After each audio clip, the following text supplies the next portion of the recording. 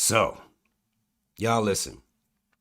The last live I did, I told y'all we was going to come in here and break down this debate whenever they had it. Now, honestly, I didn't know whether they was going to really have it or not. I know that Trump was saying some shit like he was basically trying to create different type of rules, and I didn't know whether Kamala was going to get down with it, but they got it done.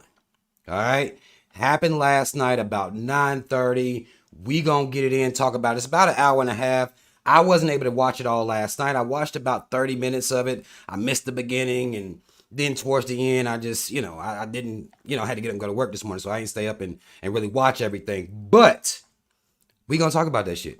First and foremost, shout out Team Rob. Y'all already know what the fuck it is. Black first, second, and third. All right. Now I'm gonna need y'all's help a little bit as we get started here. All right, I'm gonna need y'all's help a little bit.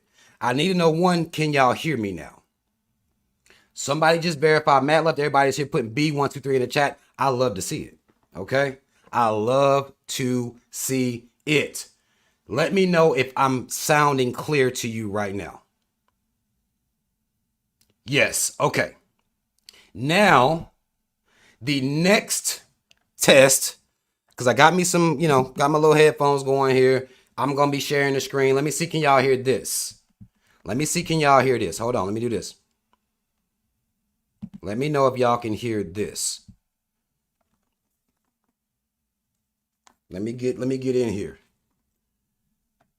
Let me know if y'all can hear it. I'm gonna press play and y'all just let me know if y'all can hear this. Because if not, we're gonna have to do it another way. Let me see something. Hold on. Oh, it's buffering. Come on, don't do that. Don't do that. Hold on. This is an ABC News special. The most consequential moment of this campaign. Kamala Harris. Together, can y'all hear that? We will chart a new way forward. Donald Trump. We will soon be a great nation again. Face to face. No echo, no nothing. Everything good. Okay, say less. The ABC News say less. We lose. Debate. We gonna get it in on their ass. David Muir and Lindsey Davis. Hold on, I'm gonna pause it for a second. I just want to make sure everybody can hear before we get into it. Okay. Good. I'm glad I was able to get that worked out. Now, what I want to say, let me take these off to say this. What I want to say is entering this into this, debate breakdown. People who understand what politics are going to hear this debate from a different wavelength. If you are a Republican, if you are a Democrat, you're going to hear this debate from a different wavelength. We are outside of the parties over here at B123. We're outside of the parties. The only party we acknowledge is the Black Panther Party. That's the only party we acknowledge. We're outside of the parties, just looking in. Okay? Understand that coming into the conversation, because a lot of times, even when I'm talking about politics on my social media, a lot of people will make comments almost like they really believe in this shit. Understand, I'm coming into this almost like I'm, reading a comic book. You know what I'm saying? Like, this is not real shit to me. Know that before we even get into the conversation. To some of you that may watch this might be real shit to you. If it is, you haven't been paying attention to politics long enough. Okay? Somewhere along the lines, you fell for the fact that this is real shit. To me, I am watching a show. At best. Based on a little bit I watched of it last night, it is a show. It's just a show where we see who can tell their lies the best, the most concise, and the clearest. That's what a debate is.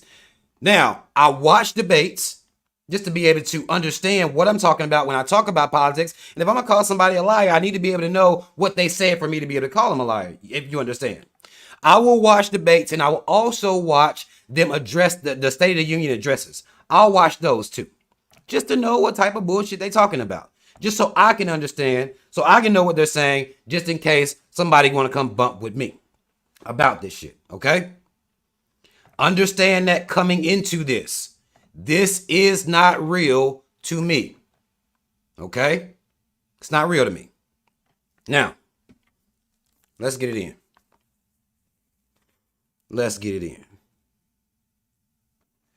Let's get it in. Let me make sure this shit gonna play right. Hold on, let me get over here. Okay, let me share the screen. I think maybe I'll do,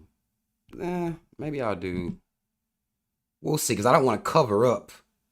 We'll see if this is good. This may not be, I may have to move myself over just in case you guys actually want to see.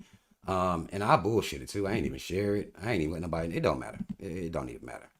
Y'all hit that like button on your way in. Anybody watching the playback, hit that like button for me. All right, man, love to y'all. Let's get it in, yo. Let's listen to the lies, because I didn't get the beginning of this. I missed the first about 30 to 45 minutes. I caught, maybe 20, 25 minutes after that, and I missed the last. So some of this we're going to be watching fresh as we talk about this shit together. I will be pausing. I'm going to try not to pause a lot, okay? I'm going to try my best not to pause a lot. So just bear with me. If I do pause, just, stall me out. I got something to say if I do pause it, but I'm going to let these people talk. Good evening. I'm David Muir, and thank you for joining us for tonight's ABC News presidential debate. We want to welcome viewers watching on ABC and around the world tonight. Vice President Kamala Harris and President Donald Trump are just moments away from taking the stage in this unprecedented race for president. And I'm Lindsay Davis. Tonight's meeting could be the most consequential event of their campaigns, with Election Day now less than 2 months away. For Vice President Kamala Harris, this is her first debate since President Biden withdrew from the race on July 21st. Of course, that decision followed his debate against President Donald Trump in June. Since then, this race has taken on an entirely new dynamic. Hold on. Let me say this real quick. Tonight's debate, 90 minutes. Let me say this real quick. On the debate that Donald Trump had with Joe Biden, he ate. Okay? Joe Biden, his mind, what now? Now, mind you, if you can't speak next to Donald Trump, you need to be somewhere sitting the fuck down in the corner anyway. Okay? I would levy that any one of us could go debate Donald Trump. I mean, it's not hard work. Joe Biden got fucked up. Okay? Joe Biden got fucked up. Donald Trump was beating his motherfucking chest, and Joe Biden went and set his ass down somewhere. Now, we're going to talk about that here in a minute, but I just want y'all to know this is Trump's second debate. With 2 commercial breaks, no topics or questions have been shared with the campaigns. The candidates will have 2 minutes to answer questions, and this is the clock. That's what they'll be seeing. 2 minutes for rebuttals and 1 minute for follow-ups, clarifications, or responses. The piece I saw, they did not respect none of this shit. Only be turned on when it's their turn to speak. No pre-written notes allowed. There is no audience here tonight in this hall at the National Constitution Center. This is an intimate setting for 2 candidates who have never met. President Trump won the coin toss. He chose to deliver the final closing statement of the evening. Vice President Harris selected the podium to the right. So let's now welcome the candidates to the stage. Vice President Kamala Harris and President Donald Trump.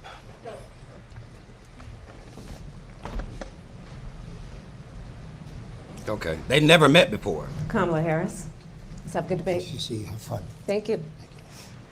Okay. Welcome to you both. It's wonderful to have you. It's an honor to have you. Cool handshake. Good evening. We are looking forward to a spirited and thoughtful debate. So let's get started. I want to begin tonight with the issue that voters repeatedly say is their number one issue, and that is the economy and the cost of living in this country. Vice President Harris, you and President Trump were elected 4 years ago, and your opponent on the stage here tonight often asks his supporters, are you better off than you were 4 years ago? When it comes to the economy, do you believe Americans are better off than they were 4 years ago? So I was raised as a middle-class kid, and I am actually the only person on this stage who has a plan that is about lifting up the middle class and working Kamala, people of that's not America. what he asked you. I believe in the ambition, the aspirations, the dreams of the American people. And that is why I imagine and have actually a plan to build what I call an opportunity economy. Because here's the thing. We know that we have a shortage of homes and housing. And Hold on. Let me just pause it for a second. I'm not going to pause long. This wasn't the question. Now, one thing about Kamala is that she is good at this.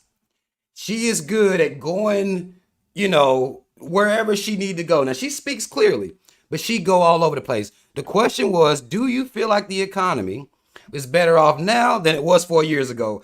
The person that's answering this question would be like, yes, because of this, or no, because of this. That's what they would do. didn't do that here. So let's continue. She had not answered the question. Cost of housing is too expensive for far too many people. Those are facts. We know that young families need support to raise their children, and I intend on extending a tax cut for those families of $6,000, which is the largest child tax credit that we have given in a long time, so that those young families can afford to buy a crib, buy a car seat, buy clothes for their children. Y'all, this gonna be hard for me. It's like, this gonna be hard. I can tell already this gonna be difficult for me. Now, again, she still ain't answered the question, but a $6,000 tax credit to help with a child, if you got kids, $6,000 might as well be $2. It might as well be $2. If you're not going to lower the cost of the things that are necessary to take care of a child, mainly childcare, because childcare is ridiculous, then there's no point in giving nobody $6,000. That's a waste of time. Unless you're going to make childcare go way down, the cost of diapers or formula or something. If you're not going to bring all that shit down, then $6,000 ain't going to do anything. That's going to be a month at best with a child. And then covering the maternity leave that America does not really honor like other countries do. They only give, what's the maternity leave over here? 3 weeks, maybe 4, if that. And a woman has to get her ass back to work. That's what capitalism has done. You don't even get to really bond with your kid. You got to go right back to work. So I don't know, $6,000 tax credit, I don't know what the fuck that's supposed to do for people at all. But let's continue. Passion, one of them, is small businesses. My mother raised my sister and me, but there was a woman who helped raise us. We call her our second mother. She was a small business owner. I love our small businesses. A nanny? My plan is to give a $50,000 tax deduction to startup small businesses, knowing they are part of the backbone of America's economy. My opponent, on the other hand, his plan is to do what he has done before, which is to provide a tax cut for billionaires and big corporations, which will result in $5 trillion to America's deficit.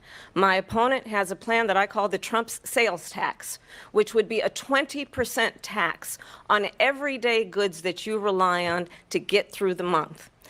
Economists have said that Trump sales tax would actually result for middle-class families in about $4,000 more a year, because of his policies and his ideas about what. Now, mind you, she's about 5,000 words in and still hasn't answered the question at all. But let me just say this. When I hear the middle class, okay, they use this slogan to, of course, talk about a group of people, the middle class. What I very rarely hear them talk about, or what I very rarely hear addressed, are the working class and the working poor. People who have 2 jobs trying to make ends meet. People who have 3 jobs trying to make ends meet. When they talk about the middle class, they use it as a blanket statement. And honestly, I would like to see the middle class defined. It needs to be redefined because the middle class is not now what it was in the past. So middle class, what does that mean? Are you talking about working class? Because that's what I talk about. And I don't really hear them address really the working class like that. Maybe they'll change that, but I do hear a whole lot of middle class talk, and we don't even know what the fuck that means. And she still ain't answered the damn question. What should be the backs of middle class people paying for tax cuts for billionaires? President Trump, I'll give you 2 minutes. First of all, I have no sales tax. That's an incorrect statement. She knows that. She lying, basically what he We're doing said. tariffs on other countries. Other countries are going to finally, after 75 years, pay us back for all that we've done for the world. And the tariff will be substantial in some cases. I took in billions and billions of dollars, as you know, from China. In fact, they never took the tariff off because there was so much money they can't. It would totally destroy everything that they've set out to do. They're taking in billions of dollars from China and other places. They've left the tariffs on. When I had it, I had tariffs, and yet I had no inflation. Look, we've had a terrible economy because inflation which is really known as a country buster. It breaks up countries. We have inflation like very few people have. Now, basically, Donald Trump saying, look, bitch, I don't know what the fuck you talking about, but when I was in here, this inflation shit wasn't even happening. Cost of shit wasn't up. And people can vouch for that. That's a livable truth. You cannot deny that just because you don't like the motherfucker. Okay? Cost of things have soared under Democratic leadership. That's what's happened here under Biden and Harris. That's what's happened here. Basic shit. Okay? Again, I'm not taking sides. I don't have a side. But what he's saying is just facts.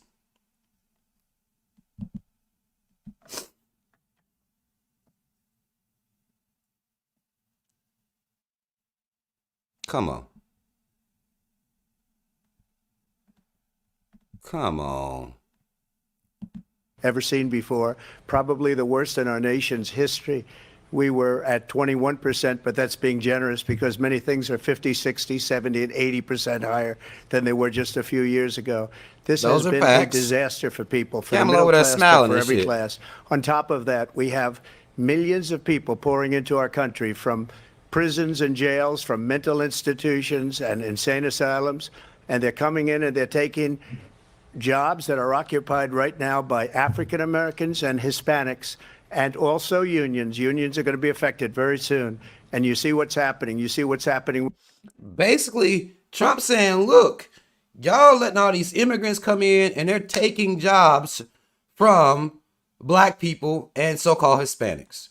Now, we have to be clear here. A job can't be taken. What really is happening is these immigrants coming here and they're willing to work for less and willing to work with no benefits, willing to work with no medical insurance, no dental insurance. They're willing to work for less. So that's not jobs being taken. Those are capitalist companies that are trying to squeeze every bit of profit out of the company so their CEO can go buy pussy and cocaine. That's what that is. Jobs are not being taken. That is a false narrative, and I don't like to hear it when anybody says this.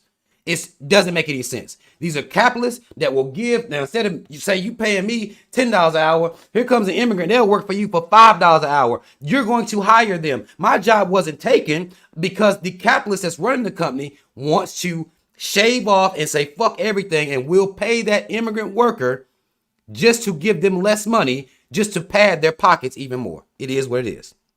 Ain't nobody taking shit. With towns throughout the United States. You look at Springfield, Ohio. You look at Aurora in Colorado. They are taking over the towns. They're taking over buildings. They're going in violently. These are the people that she and Biden led into our country, and they're destroying our country. They're dangerous. They're at the highest level of criminality, and we have to get them out. We have to get them out fast. Whoa. I created Trump, one of the greatest economies. Hold on, Trump. Hold on, my boy. Trump, the highest level of criminality? You? Like, it's a scene for what's that movie? It had Big Boy and Big Boys in it. Like, I know that ain't who I think it is. Like, Trump, what the fuck you talking about criminality? When you facing all these charges now, that's a little silly. That's a little bit silly, my boy. In the history of our country, I'll do it again and even better. We are going to get to immigration and border security during this debate, but I would like to let Vice President Harris respond on the economy here. Well, I would love to. Let's talk about what Donald Trump left us. Okay. Donald Trump left us the worst unemployment since the Great Depression. Donald Trump left us the worst public health epidemic in a century. Donald Trump left us the worst attack on our democracy since the Civil War. And what we have done is clean up Donald Trump's mess. That first statement she made is in facts. I would expect the moderators to come in and say something right there. They did not. They let her get away with saying the economy is the worst it's been since the Great Depression. Like, what? What are you talking about? What we have done and what I intend to do is build on what we know are the aspirations and the hopes of the American people. But I'm going to tell you all in this debate tonight, you're going to hear from the same old tired playbook, a bunch of lies, grievances, and name-calling. What you're going to hear tonight is a detailed and dangerous plan called Project 2025 that the former president intends on implementing if he were elected again. I believe very strongly that the American people want a president who understands the importance of... That Project 2025 thing has been debunked. Moderators, you need to be... I thought y'all was supposed to come in when y'all hear some wild shit and check. But I'm not hearing nothing being checked. Bringing us together, knowing we have so much more in common than what separates us.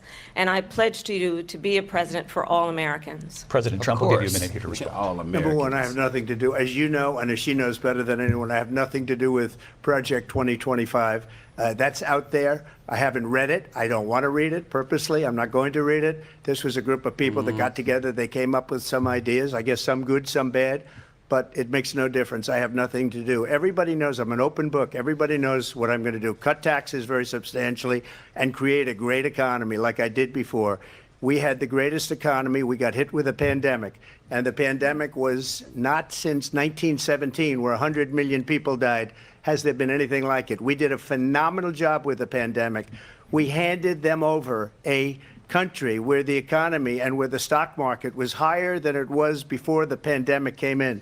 Nobody's ever seen anything like it. We made ventilators for the entire world. We got gowns, we got masks, we did things that nobody thought possible. And people give me credit. Trump, hold on. You got to be real about this, though. Okay? The billionaires became multi-billionaires during the pandemic. Because as he says, we got ventilators, we got masks. What the billionaire class was able to do at this time was to mass produce these things. They knew that everybody was needing them at the time. At least they played like everybody needed them. And billionaire companies were able to do what billionaires do. Flood the block with money, produce, supply and demand, basically. And a lot of these people became billionaires via this pandemic, while a lot of small businesses, the would-be mom and pops, suffered. You got to be real about it. Now, he is saying we, to be fair, but he got to be real about what it was and what happened in that would-be plandemic. It wasn't no pandemic, really. It was a plandemic. Who got rich during that time? That's all you need to know is who got rich during that time. That's all you need to know. For rebuilding the military, they give me credit for a lot of things, but not enough credit for the great job we did with the pandemic. But the only jobs they got were bounce back jobs. These were jobs bounce back, and it bounced back and it went to their benefit. But I was the one that created them. They know it, and so does everybody else. Vice President Harris, I'll let you respond. So Donald Trump has no plan for you. And when you look at his economic plan, it's all about tax breaks for the richest people.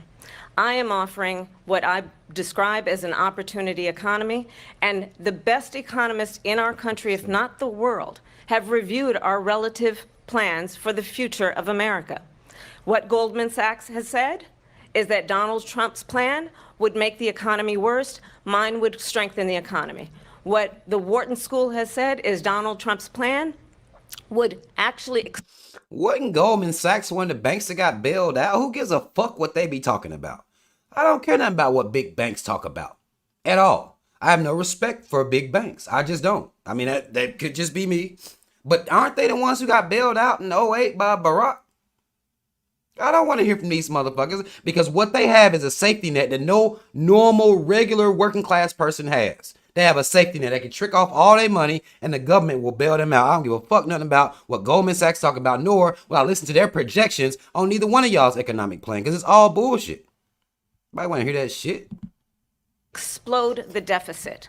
16 Nobel laureates have described his economic plan as something that would increase inflation and by the middle of next year would invite a recession.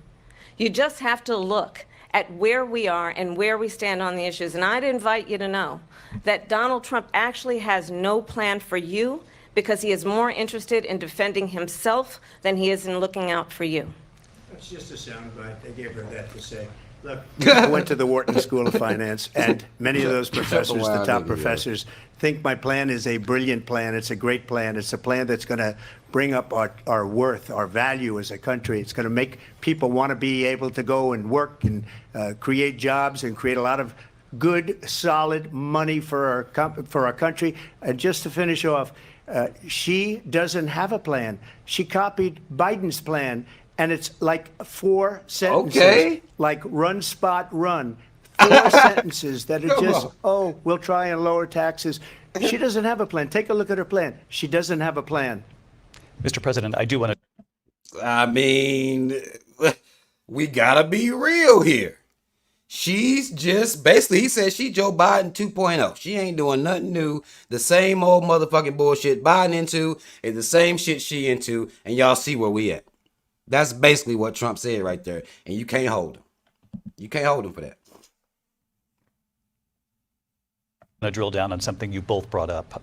The vice president brought up your tariffs. You responded, and let's drill down on this because your plan is what she calls is essentially a national sales tax. Your proposal calls for tariffs, as you pointed out here, on foreign imports across the board. You recently said that you might double your plan, imposing tariffs up to 20% on goods coming into this country. As you know, many economists say that with tariffs at that level, costs are then passed on to the consumer. Vice President Harris has argued it'll mean higher prices on gas. Let me just pause for the cause and say the business plan for all would-be businesses is always for the price to come down on the consumer, the working class people. We always carry the cost of whatever decisions this government makes. That's always it. So I don't know why you would need an economist. You can have a person with common sense that sees that the working class people of this nation carry all costs for everything. It is what it is, just to be real. Food, clothing, medication, arguing it costs the typical family nearly $4,000 a year. Do you believe Americans can afford higher prices because of tariffs? They're not going to have higher prices. What's going to have and who's going to have higher prices is China and all of the countries that have been ripping us off for years. I was the only president ever. China was paying us hundreds of billions of dollars, and so were other countries.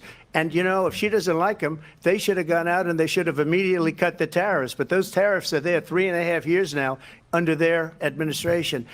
We are going to take in billions of dollars, hundreds of billions of dollars. Wait. So I had no inflation. If the tariffs are still there, according to what you just said, Donna, if the tariffs still there, then why is the cost of stuff still up? I don't know. He just said the tariffs was still there. Did he implement it? If they're still there, then where is the money? Now, I know the answer to that, but that's a little like that don't really make sense that he said it like that. And virtually no inflation. They had the highest inflation perhaps in the history of our country, because I've never seen a worse period of time. People can't go out and buy cereal or bacon or eggs or anything else. The people of our country are absolutely dying with what they've done. They've destroyed the economy. And all you have to do is look at a poll. The polls say 80 and 85 and even 90% that the Trump economy was great, that their economy was terrible. Vice President Harris, I do want to ask for your response, and you heard what the president said there, because the Biden administration did keep a number of the Trump tariffs in place. So how do you respond? I just said Well, that. let's be clear that the Hold Trump on, before she even gets started. Now, if you ask people about the economy, they're going to say when Donald Trump was in office, shit was more affordable. Okay? They're going to say that. Those are just facts. And just the moderating dude just asked her, like, well, if y'all kept the tariffs that he had in place, then what the fuck going on, basically? Let's see how she answers, if she answers. Resulted in a trade deficit, one of the highest we've ever seen in the history of America. He invited trade wars. You want to talk about his deal with China? What he ended up doing is, under Donald Trump's presidency, he ended up selling American chips to China to help them improve and modernize their military, basically sold us out, when a policy about China should be in making sure the United States of America wins the competition for the 21st century, which means focusing on the details of what that requires, focusing on relationships with our allies, focusing on investing in American-based technology so that we win the race on AI, on quantum computing. The fact that it's funny that countries, if we are in a race, if they are literally out here competing for this shit, they all silly. And it's costing the people, and no matter what nation is participating in this race, it costs the people the money. It costs people. Okay? And in particular, as they talk about technology, I wonder if they're gonna come in here and talk about the African nations that are being pillaged and plundered to create cell phones. Okay? To create this technology. Are y'all going to bring in Africa? Are we going to hear any commentary about that? But Basically, what she's saying is there's this race going on, and Trump basically done gave the Chinese the leg up, essentially, which I don't believe. If you look at Chinese technology, they've been ahead of America. When we talk about technology, they've been ahead of America. I don't even know how we would even consider ourselves competing with China in technology. I don't even see how we would consider that. You know what I'm saying? I have no idea how we would even think we're in a race with China. If you look at some of the images, and even if you ever been to China or some of those countries overseas, Japan, things like that, we behind. Okay? Whatever race this is, losing. We're losing it. We're losing that race. And she not really answering the question, but she's really good at that. Focusing on what we need to do to support America's workforce so that we don't end up having on the short end of the stick in terms of workers' rights. But what Donald Trump did, let's talk about this, with COVID, is he actually thanked President Xi for what he did during COVID. Look at his tweet. Thank you, President Xi, exclamation point. When we know that she was responsible for lacking and not giving us transparency about the origins of COVID.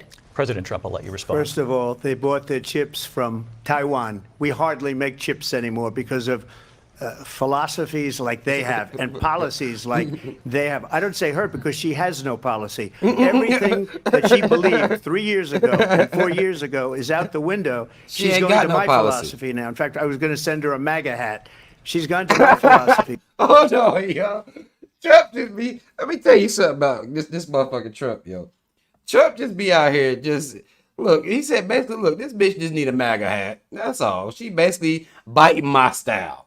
I started to get a whole hat. That's basically what he said. Like, he a wild boy. But he said America don't even produce chips like that. That's basically what he's saying.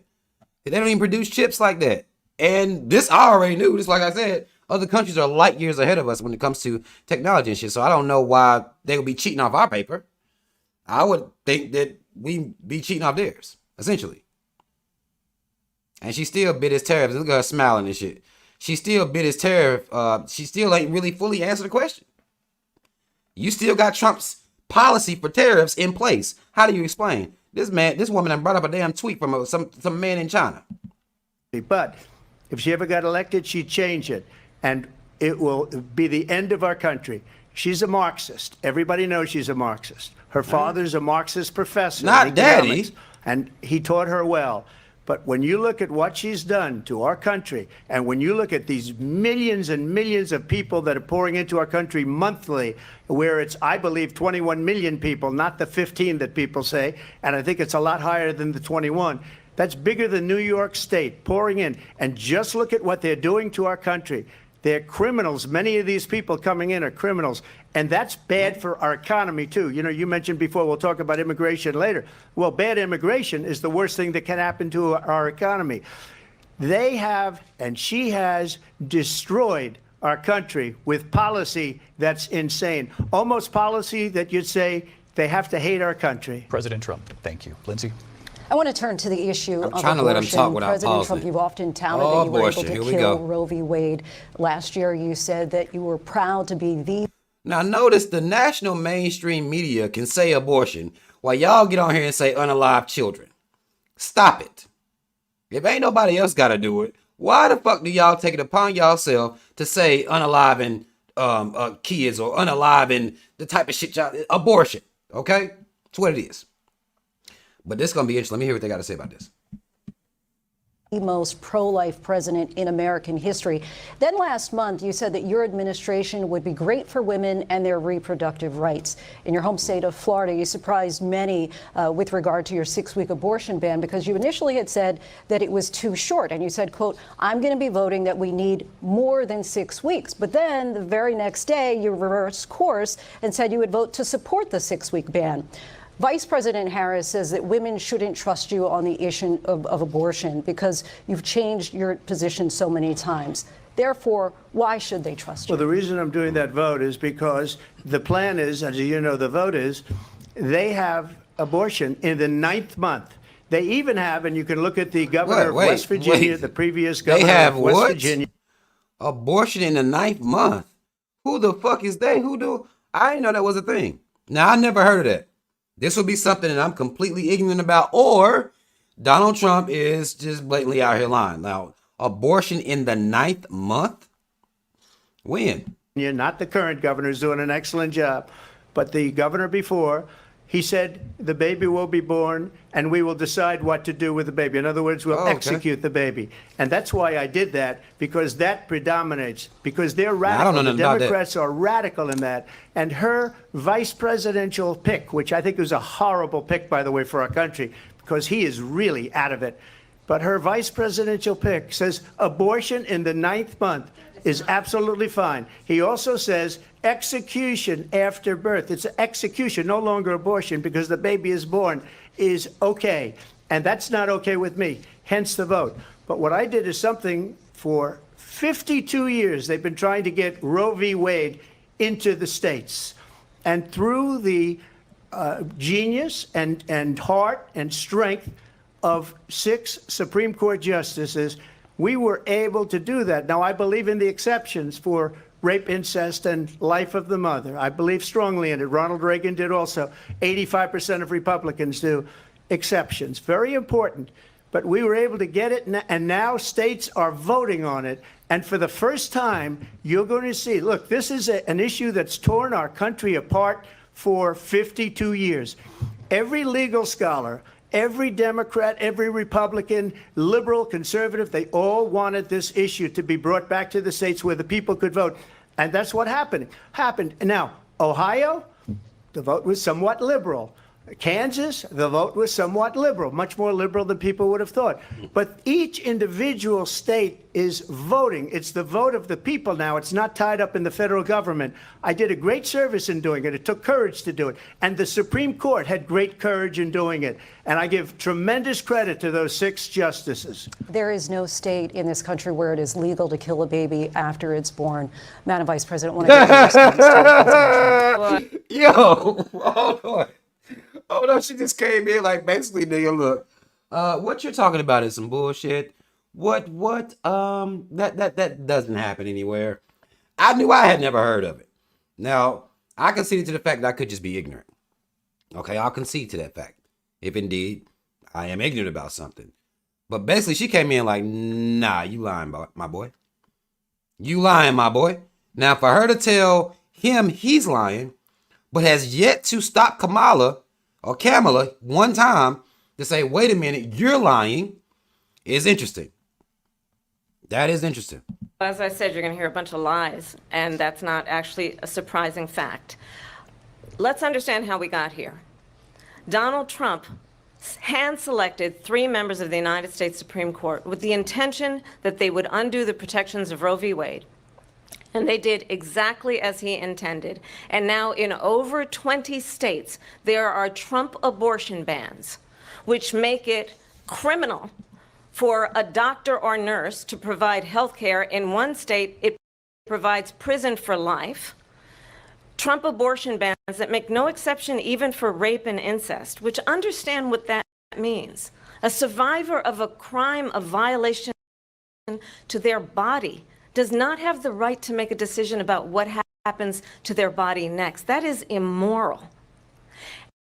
And one does not have to abandon their faith or deeply held beliefs to agree. The government, and Donald Trump certainly, should not be telling a woman what to do with her body. I have talked with women around our country. You want to talk about this is what people wanted? Pregnant women who want to carry a pregnancy to term, suffering from a miscarriage, being denied care in an emergency room because the healthcare providers are afraid they might go to jail, and she's bleeding out in a car in the parking lot.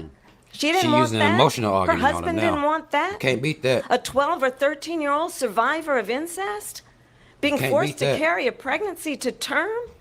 They don't want that. And I pledge to you, when Congress passes a bill to put back in place the protections of Roe v. Wade. As President of the United States, I will proudly sign it into law. But understand, if Donald Trump were to be reelected, he will sign a national abortion ban. Understand, in his Project 2025, there would be a national abortion, a monitor that would be monitoring your pregnancies, your miscarriages. Now, she done hit it with that Project 2025 again, because that's a hot button little title right there. She knows that's hot. I think the American people believe that certain freedoms, in particular the freedom to make decisions about one's own body, should not be made by the government. Thank you, Vice President Harris. Well, there she goes again. It's a lie. I'm not signing a ban, and there's no reason to sign a ban, because we've gotten what everybody wanted. Democrats, Republicans, and everybody else, and every legal scholar wanted it to be brought back into the states. And the states are voting. And it may take a little time, but for 52 years, this issue has torn our country apart. And they've wanted it back in the states. And I did something that nobody thought was possible. The states are now voting. What she says is an absolute lie. And as far as the abortion ban, no. Now, to be fair, he's basically saying it's up to the states now. And that's true. States can make laws that the federal government cannot necessarily come in and overturn, if that makes sense. Like, say, I live in North Carolina. If they say here, well, a woman can't get an abortion after 12 weeks. Let's say that's their stipulation here in North Carolina. Now, hell, say you go to West Virginia and they be like, look, I don't give a fuck what the situation is. A woman cannot have an abortion unless her life is in danger, she's been raped or molested or something like that. They can have that where they like, look, it don't matter.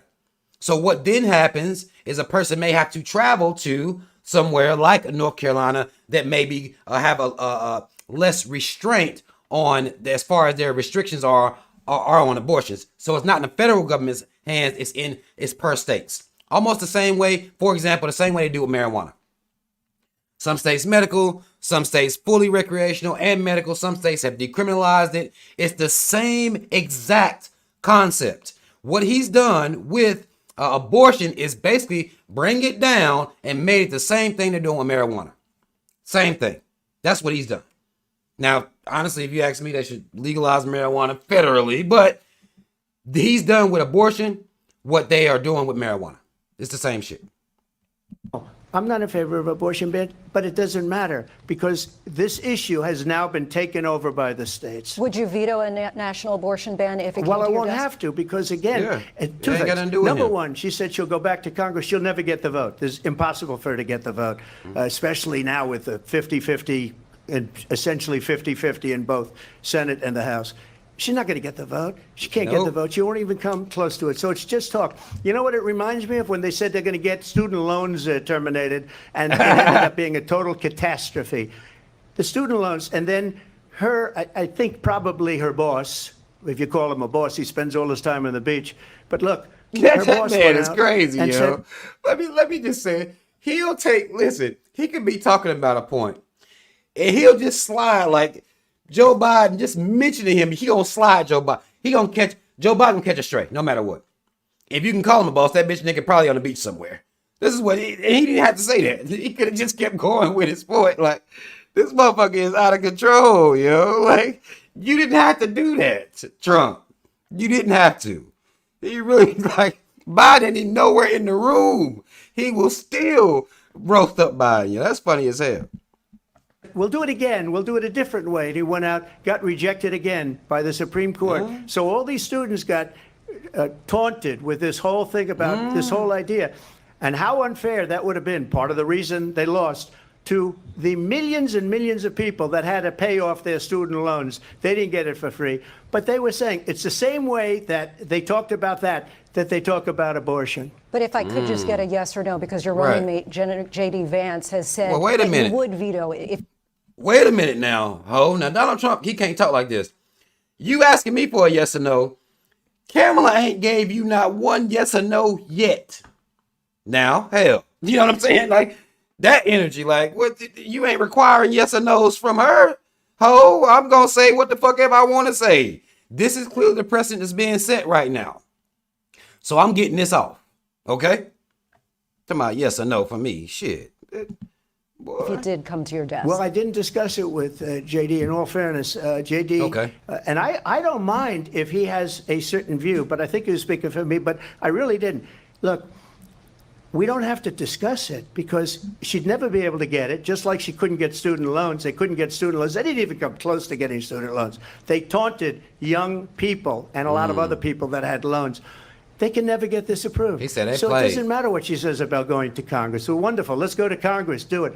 But the fact is that for years they wanted to get it out of Congress and out of the federal government. And we did something that everybody said couldn't be done. And now you have a vote of the people on abortion.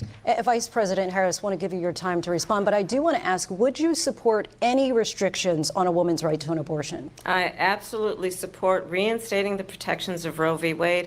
And as you rightly mentioned, nowhere in America That's a yes is a or no woman question. carrying a pregnancy to term That's a yes or no question. and asking for an abortion. That is not happening. It's insulting to the women of America. And understand what has been happening under Donald Trump's abortion bans. Couples who pray and dream of having a family are being denied IVF treatments. What is happening in our country? Working people, That's in working vitro. women who are working. That's in vitro fertilization for those who may not know what IVF treatments are. That's in vitro. One or two jobs, who can barely afford childcare as it is, have to travel Speak to on it. another state. Wait to a get minute. Wait. You just said they can barely afford childcare as it is. Speak on that. Talk about that. Give that some time. Don't just say that and then comma something else and comma. Like, no, that's a big deal. Childcare is ridiculous out here. And they want to force women, essentially, to have children. That needs to be addressed. I think that needs to be something that they actually talk about in length, because it's crazy. On a plane sitting next to strangers to go and get the health care she needs. Barely can afford to do it, and what you are putting her through is her voice. Unconscionable. Let me tell you something. And the people. Let me tell you something about her talent right now, okay? Understand, do you hear her voice? The way she sounds like she's basically crying out on the verge of tears almost. Like, how could you? It's almost like it's disgusting. I can't believe it. She is tugging on the emotional strings of women. That is brilliant work. She don't have to answer no goddamn questions. She ain't really got to deal with the questions. Just say Trump is bad. Listen to him. Here's what he's doing out here. Women, pay attention. She is using that voice that you would use to try to shame a child. She is that's brilliant work. I can't even hold him. That's brilliant. People of America have not, the majority of Americans believe in a woman's right to make decisions about her own body. And that is why in every state where this issue has been on the ballot, in red and blue states both, the people of America have voted for freedom. Vice President Harris, Excuse me, I thank have you. to respond. Hold on, bitch. It's another Right. lie. Hold on, I have been a goddamn it. leader on IVF, which is fertilization. The IVF, I have been a leader. In fact, when they got a very negative decision on IVF from the Alabama courts, I saw the people of Alabama and the legislature 2 days later voted it in. I've been a leader on it. They know that, and everybody else knows it. I have been a leader on fertilization, IVF. And the other thing, you should ask, will she Now, allow hold abortion on. in the 8th month, 9th? Why can I hear her? I thought the part of the rules was the other person's mic was muted. I can still hear Kamala talking while he talking. And she basically like, no, you have not, nigga. Like, what are you talking about? No, you haven't. That's basically what she just said. 8th month, 7th month? Come on. Okay, would you do that? Why don't you ask her that Why question? don't you That's answer the the problem. question, would you Because veto? under Roe v. Wade, Answer the question, would you veto? you could do abortions in the 7th month, the 8th month, the 9th That's month, not true. and probably after birth. Just look at the former governor of Virginia. The governor of Virginia said, we put the baby aside, and then we determine what we want to do with the baby. President Trump, thank you. We're going to turn now to immigration and border security. We know it's an issue that's important to Republicans, Democrats, voters across the board in this country. Vice President Harris, you were tasked by President Biden with getting to the root causes of migration from Central America. We know that illegal border crossings reached a record high in the Biden administration. This past June, President Biden imposed tough new asylum restrictions. We know the numbers since then have dropped significantly. But my question to you tonight is, why did the administration wait until 6 months before the election to act? And would you have done anything differently from President Biden on this? Okay. So I'm the only person on this stage who has prosecuted transnational criminal organizations. Kamala, this is the shit that that was a, would you have done anything differently? Yes, I would have done this. No, I think I wouldn't. What is you about to? Come on, yo. Trafficking of guns, drugs, and human beings. And let me say she was a that prosecutor. The United States Congress, including Okay. some of the most conservative members of the United States Senate, came up with a border security bill, which I supported. And that bill would have put 1,500 more border agents on the border to help those folks who are working there right now overtime, trying to do their job. It would have allowed us to stem the flow of fentanyl coming into the United States. I know there are so many families watching They're tonight worried about that who have been fent. personally affected by the surge of fentanyl in our country. They're worried about that bill fent. would have put more resources to allow us to prosecute transnational criminal organizations for trafficking in guns, drugs, and human beings. But you know what happened to that bill? Donald Trump got on the phone, called up some folks in Congress, and said, kill the bill. And you know why? Because he'd prefer to run on a problem instead of fixing a problem.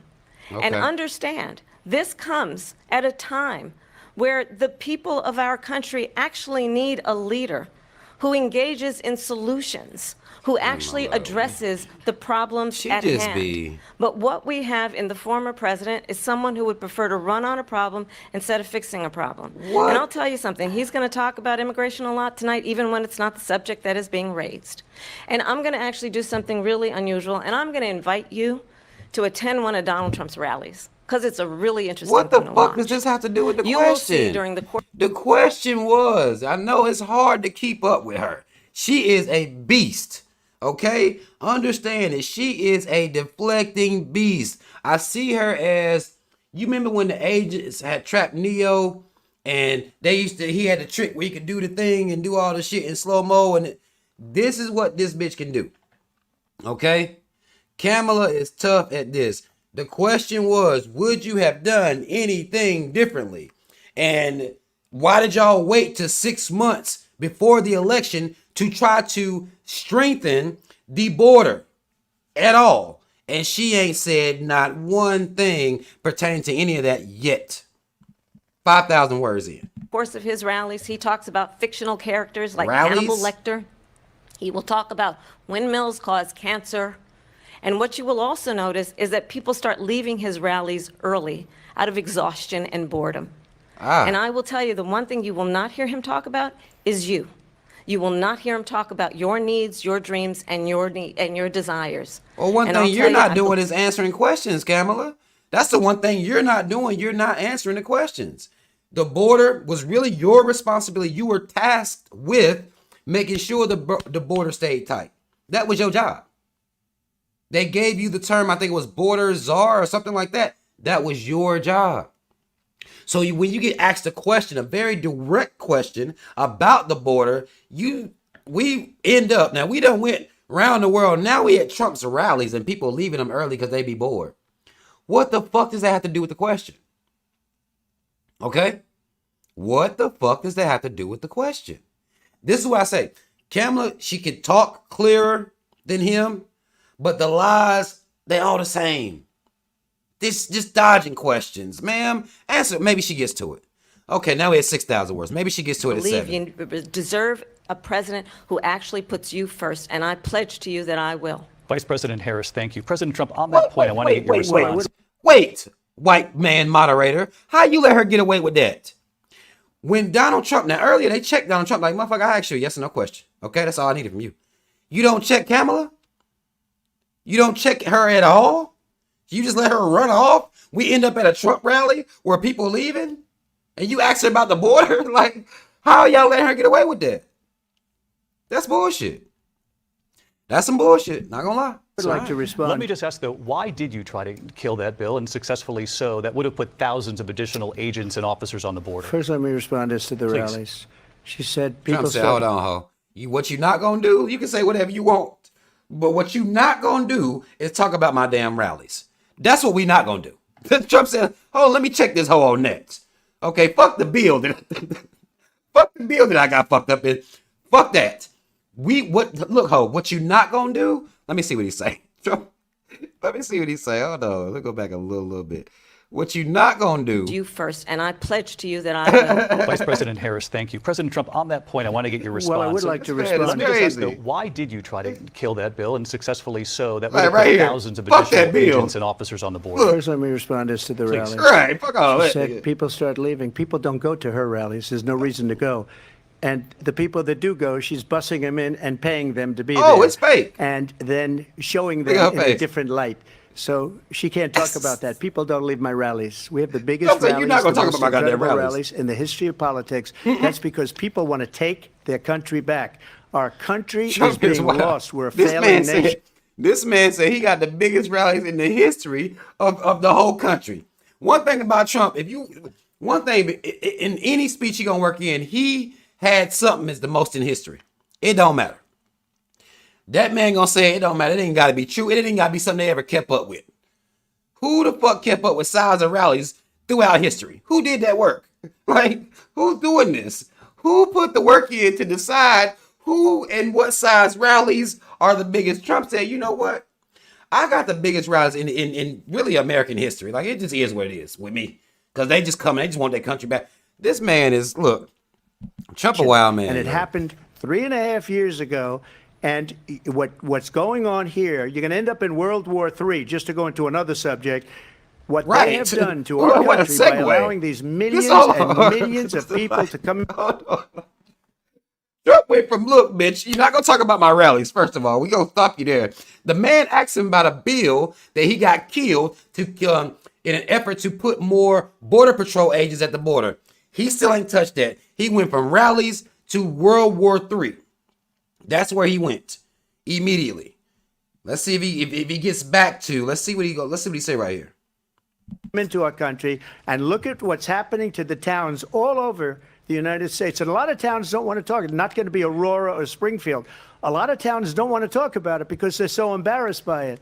In Springfield, they're eating the dogs, the people that came in. They're eating the cats. They're eating the pets of the people that live there. Trump. And this is what Trump. They asked you, why did you cancel a bill that would have put more Border Patrol at the borders to keep the illegals that you're talking about now from coming in? This man done shot all the way out the building and said these immigrants are coming in here or one of the things that they're doing is eating people's pets. Y'all know how America feel about pets. Why is this man saying this? And I want to say he's talking about Haitians. He's basically saying Haitian groups are coming in here eating cats and dogs. what's happening in our country, and it's a shame. As far as rallies are concerned, as far as the reason they go is they like what I say. They want to bring back our to country rallies? back. They want to This make man- America great again. It's a very simple phrase. Make Oh no, this man went from was at rally, World War III, immigrants eating cats and dogs. Now we back. He said, and one more goddamn thing, bitch. If you think you're gonna keep talking about my rallies, then he went back to rallies. The question was, why did you block a bill? If this shit is real to you, why'd you block that bill, my boy? That was a question. These politicians, something else. Make America great again. She's destroying this country, and if she becomes president, this country doesn't have a chance of success. Not only success, we'll end up being Venezuela on steroids. Oh, I just want to clarify here. You bring up Springfield, Ohio, and ABC News did reach out to the city manager there. He told us there had been no credible reports of specific claims of pets being harmed, injured, or abused by individuals within. Basically, that boy said, okay, nigga, you're lying again. Ain't nobody eating no damn dogs. Stop lying. God damn, why are you saying this? Stop lying. But, mind you, I still have to point out they have yet to stop Kamala. They have yet to fact check her, as they call it. They have yet to do anything like that to her. They only checking his ass. Now, should a comment like that be checked? Absolutely. You cannot just sit here and say people out here eating cats and dogs. You can't do that. That's just crazy. They just come in here eating cats and dogs. Mind you, question started off, what about that bill you got blocked, right? World War III, immigrants, rally, cats and dogs, back to rally. If she run the country, it's gonna be up. It's over if she get it. Still didn't answer the goddamn question. But what this white man came in and said, Trump, you lying about the dogs, my boy. Ain't nobody did that. Tough. The immigrant community. Well, all I've this. seen people on television. Let me just say here, this is the people on television say my dog was taken and used used for food. So maybe he said that, and maybe that's a good thing to say for a city manager. I'm not taking this from but television. The people I'm on taking it from television the city saying their manager. dog was eaten by the people that Trump said, I'm going to drive this point home. Again, the Springfield city manager says there's no evidence of that. Vice President Harris, I'll let you respond to the rest of that it. That nigga said we'll find out. You talk about extreme. She just laughing. You know, Kamala just gonna laugh him the fuck up out of here like, bro, what you even saying right now? This is, I think, one of the reasons why in this election, I actually have the endorsement of 200 Republicans who have formerly worked with President Bush, Mitt Romney, and John McCain, including the endorsement of former Vice President Dick Cheney and Congress member Liz Cheney. And if you want to really know the inside track on who the former president is, if he didn't make it clear already, just ask people who have worked with him. His former chief of staff, a 4-star general, has said he has contempt for the Constitution of the United States. His former national security advisor has said he is dangerous and unfit. His former Secretary of Defense has said the nation, the republic, would never survive another Trump term. And when we listen to this kind of rhetoric, when the issues that affect the American people are not being addressed, I think the choice is clear in this election. President Trump, I'll give you a quick minute to respond here. Thank you, because when I hear that, see, I'm a different kind of a person. I fired most of those people. Okay. Not so graciously. They did bad things or a bad job. I fired them. I got them to fuck up out of here. One person. They didn't fire anybody having to do with Afghanistan and the Taliban and the 13 people whose were just killed, viciously and violently killed. And I got to know the parents and the family. They didn't fire. They should have fired all those generals, all those top people, because that was one of the most incompetently handled situations anybody has ever seen. So when somebody does a bad job, I fire him. And you take a guy like Esper. He was no good. I fired him. So he writes a book. Another one writes a book, because they can write books. But nobody else can they. But Trump basically said, look, I fired these bitch ass motherfuckers. And because I fired them, they get mad and then go become fucking book writers, memoir ass niggas, basically, is what Trump's saying. Like, I got them to fuck up out of there and they just go write books about a real nigga. Like, they have done such a poor job, and they never fire anybody. Look at the economy. Look at the inflation. They didn't fire any of their economists. They have the same people. That's a good way not to have books written about you. But just to finish, he basically got more votes than any. Look, he's basically saying, look, ain't nobody writing books about them because they keep these bad actors, these people who fail at their jobs, they won't fire them. I get them the fuck up out of here. Because that's what I'm known for, firing motherfuckers. Republican in history, by far. In history. Here you go again. In fact, I got more votes than any sitting president in history, by far. That damn Trump, yo. Let me continue on immigration. It was what you wanted to talk about earlier. So let's get back to your deportation proposal that the vice president has reacted to as well. President Trump, you call this the largest domestic deportation operation in the history of our country. You say you would use the National Guard. You say if things get out of control, you'd have no problem using the U.S. military. Police, yes. You also said you would use local police. How would you deport 11 million undocumented immigrants? I know you believe that number is much higher. Take us through this. What does this look like? Will authorities be going door to door in this country? Yeah, it is much higher because of them. They allowed criminals, many millions of criminals. They allowed terrorists. They allowed common street criminals. They allowed people to come in, drug dealers, to come into our country, and they're now in the United States and told by their countries like Venezuela, don't ever come back or we're going to kill you. Do you know that crime in Venezuela and crime in countries all over the world is way down?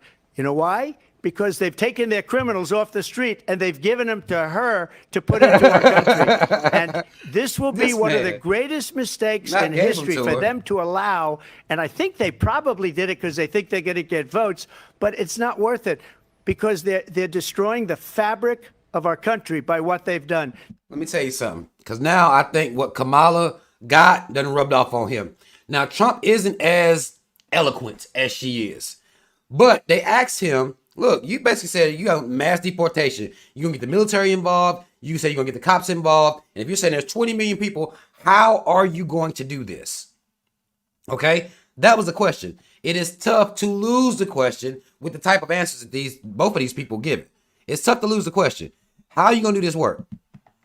There's never been anything done like this at all. They've destroyed the fabric of our country. Millions of people let in. And all over the world, crime is down. All over the world except here. Crime here is up and through the roof. Despite their fraudulent statements that they made, crime in this country is through the roof. And we have a new form of crime. It's called migrant crime. And it's happening at levels that nobody thought possible. President Trump, as you know, the FBI says overall violent crime is actually coming down in this country. But that white man is not going to let Trump get anything happen. Basically, Trump just said that violent crime is up. Now, no, Trump didn't say violent crime. He just said crime, to be fair. He just said crime. Crime is up. I don't think he said violent.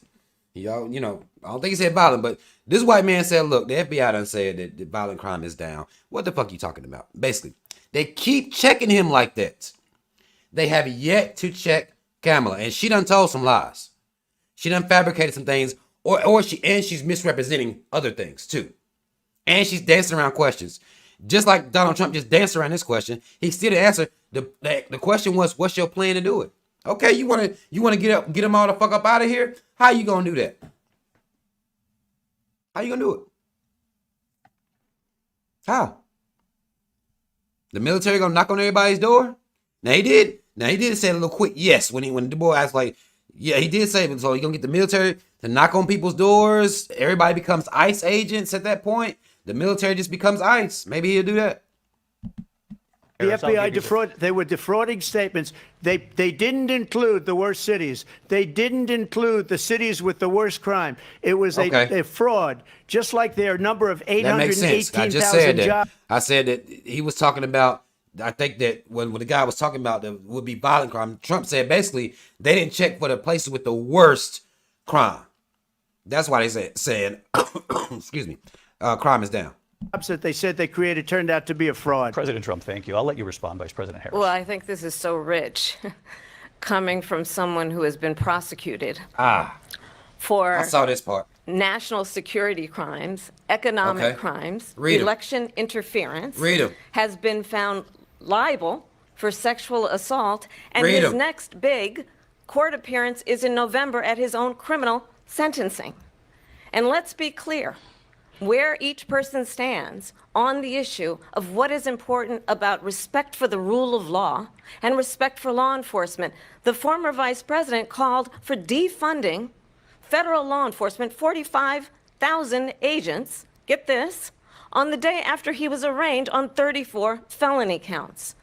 So let's talk about what is important in this race. It is important that we move forward, that we turn the page on this same old tired rhetoric and address the needs of the American people, address what we need to do about the housing shortage, which I have a plan for, address what we must do to support our small businesses, address bringing down the price of groceries. But frankly, the American people are exhausted with this same old tired playbook. Vice President Harris, thank you. Excuse me. Every one of those cases was started by them against their political opponent. and I'm winning most of them, and I will win the rest on appeal. And you saw that with the decision that came down just recently from the Supreme Court. I'm winning most of them. But those are cases, it's called weaponization. Never happened in this country. They weaponized the Justice Department. Every one of those cases was involved with the DOJ, from Atlanta and Fani Willis to the Attorney General of New York and the DA in New York. Every one of those cases. And then they say, oh, he's a criminal. They're the ones that made them go after me. By the way, Joe Biden was found a... Sir, that doesn't make you less of a criminal because they sent them after you. Had they sent them after you and there was nothing there, they wouldn't have had no charges. Now, I'm not saying all the charges are relevant or nothing like that. But what I'm saying is they sent them after you, but you was doing some shit. You was doing a little bit of shit. Now, the thing with I think the goddamn, what was it, did he pay for some pussy or something he done did like that? Now, I think that's crazy. Like, he used government funds to buy some pussy. It's just like, ain't that what all white men do? Like, I thought that's what all government official motherfuckers do. That's what they do. That's what they did. But they probably overlooked it in all those other cases, but they didn't fuck with you like that, so they sent them people after you. They sent them people after you, my boy. Potentially guilty on the documents case. And what happened in my documents case? They said, oh, that's the toughest of them all. A complete and total victory. 2 months ago, it was thrown out. Okay. It's weaponization, and they used it, and it's never happened in this country. They used it to try and win an election. They're fake cases. President Trump, thank you. A really quick response here, Vice President Harris, on this notion of weaponization of the Justice Department. Well, let's talk about extreme and understand the context in which this election in 2024 is taking place. The United States Supreme Court recently ruled that the former president would essentially be immune from any misconduct if he were to enter the White House again. Understand, this is someone who has openly said he would terminate, I'm quoting, terminate the Constitution of the United States, that he would weaponize the Department of Justice against his political enemies. Someone who has openly expressed disdain for members of our military. Understand what it would mean if Donald Trump were back in the White House with no guardrails, because certainly we know now the court won't stop him. We know J.D. Vance is not going to stop him. It's up to the American people Vice President to stop Harris. him. Thank you. Lindsay? That was, that was what she did, just did. That's genius. Basically what she said is what she did was she put the onus on the people in the voting booths. If we gonna stop this man, now that's a little bit of a lie. Again, I said this before, and I'll say it again. I don't know why they never call out to the Electoral College. They make calls out to the people, almost to keep you believing that you're actually choosing the president. Like you can make this happen. You can get out there and vote. They do not make calls out to the Electoral College. Why aren't you directly talking to them? They decide the president. They're the reason that Hillary Clinton won the popular vote and Donald Trump still became the president. Why aren't you talking to them? That's very weird to me when they talk to voters, especially at this level of politics. Why don't she talk to the Electoral College and make them feel responsible and make them feel like they got to stop Donald Trump? Once you tell people, once you get that dog whistle that y'all got to stop him, that keeps people believing they got power at this level in this government. That keeps people believing, that keeps them sheep lining up at these voting booths thinking that when they're voting, it actually matters. That was smart what she did. The courts can't stop him. J.D. Vance ain't gonna stop him. It's up to you to stop him. And if she'd have been real one, she'd have said it's up to the Electoral College to stop him. But she ain't real. That's why she didn't say that. Harris, in your last run for president. Look at Trump. This is the one that weaponized, not me. Look at Trump. She weaponized. Like, hold on, let me check this hoe, because I'm not about to let that shit ride. Y'all the ones sent them people after me, goddammit. I'm fighting cases, I'm fighting for my life like R. Kelly. Like R. Kelly, he was talking to, what was it, Gail? I'm fighting for my life. That's basically like, look, bitch, you the one that did this. I'm out here fighting these cases, and you talking about some goddamn weapon. I'm weaponizing some shit. I probably took a bullet to the head because of the things that Trump. they say about me. Trump. They talk about democracy. I'm a threat to democracy. Trump. They're the threat to democracy. Trump. With a fake Russia. Trump. You took a bullet to the head. Trump. No, you did not. A bullet might have pierced your ear at best. You could have got a wound like that at Claire's. At Pearson Pagoda. They still got Pearson Pagodas. Okay, I know they piercing ears at Claire's. You could have went and got that wound at Claire's. Talking about somebody that you took a shot to the head. Shut your... If you don't... Evander Holyfield ear in worse condition than yours. You didn't take no shots. Stop this. Somebody get out in front of this man and tell him that didn't happen, bruh. Stop this. You don't get this. Trump said, look, I'm out here taking shots. Y'all keep trashing my character. I'm taking bullets out here in these streets. This man is crazy, yo. Oh, my God, yo. Russia investigation. We do have a lot that went nowhere. We have a lot to get to. Oh, Lindsay. God. Vice President Harris, in your last run for president, you said you wanted to ban fracking. Now you don't. You wanted mandatory government buyback programs for assault weapons. Now your campaign says you don't. Yeah. You supported decriminalizing Right. border crossings. Now you're taking You're a a harder line. flip-flopper. I know Okay. you say Let's that your let's hit her. values have not Okay. changed. So then why have Let's so many hit. of your policy positions changed? Right. So my values have not changed, and I'm going to discuss every one of the, at least every point that you've made. But in particular, let's talk about fracking because we're here in Pennsylvania. I made that very clear in 2020. I will not ban fracking. Kamala. I have not banned fracking as Vice But you President of the said United you States. And would. in fact, I was the tie-breaking vote on the Inflation Reduction Act, which opened Right. new leases for fracking. My position is... Hold on, Kamala. Now, what they're not doing is fact checking her. Because now, well, I guess the question itself was kind of like, look, you keep flip flopping. Why? Because she has done that. She did came out and said she was going to be against fracking. Then all of a sudden now she with the fracking. Now she with it. She's a flip flopper, basically. Is that we have got to invest in diverse sources of energy so we reduce our reliance on foreign oil. We have had the largest increase in domestic oil production in history because of an approach that recognizes that we cannot over-rely on foreign oil. As it relates to my values, let me tell you, I grew up a middle-class kid, raised by hard-working... Kamala. Not as it pertains to your values, because no one asked you about your motherfucking values. Nobody did. Nobody asked you about your values. She said you be flip-flopping and shit. Why? Nobody asked you about your values. Nobody. She about to do this around the world thing again, yo. I know she is. Working mother who worked and saved and was able to buy our first home when I was a teenager. Mama? The values I bring to the importance of home ownership, knowing not everybody got handed $400 million on a silver platter and then filed bankruptcy 6 times, is a That has value that I nothing to bring do- to my work, to say we are going to work with the private sector and home builders to increase 3 million homes, increase... Do y'all remember what the question was?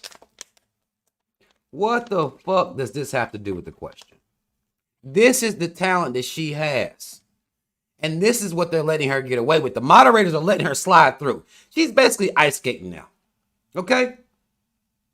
She's skating at this point. Like, she just sliding through, no problem.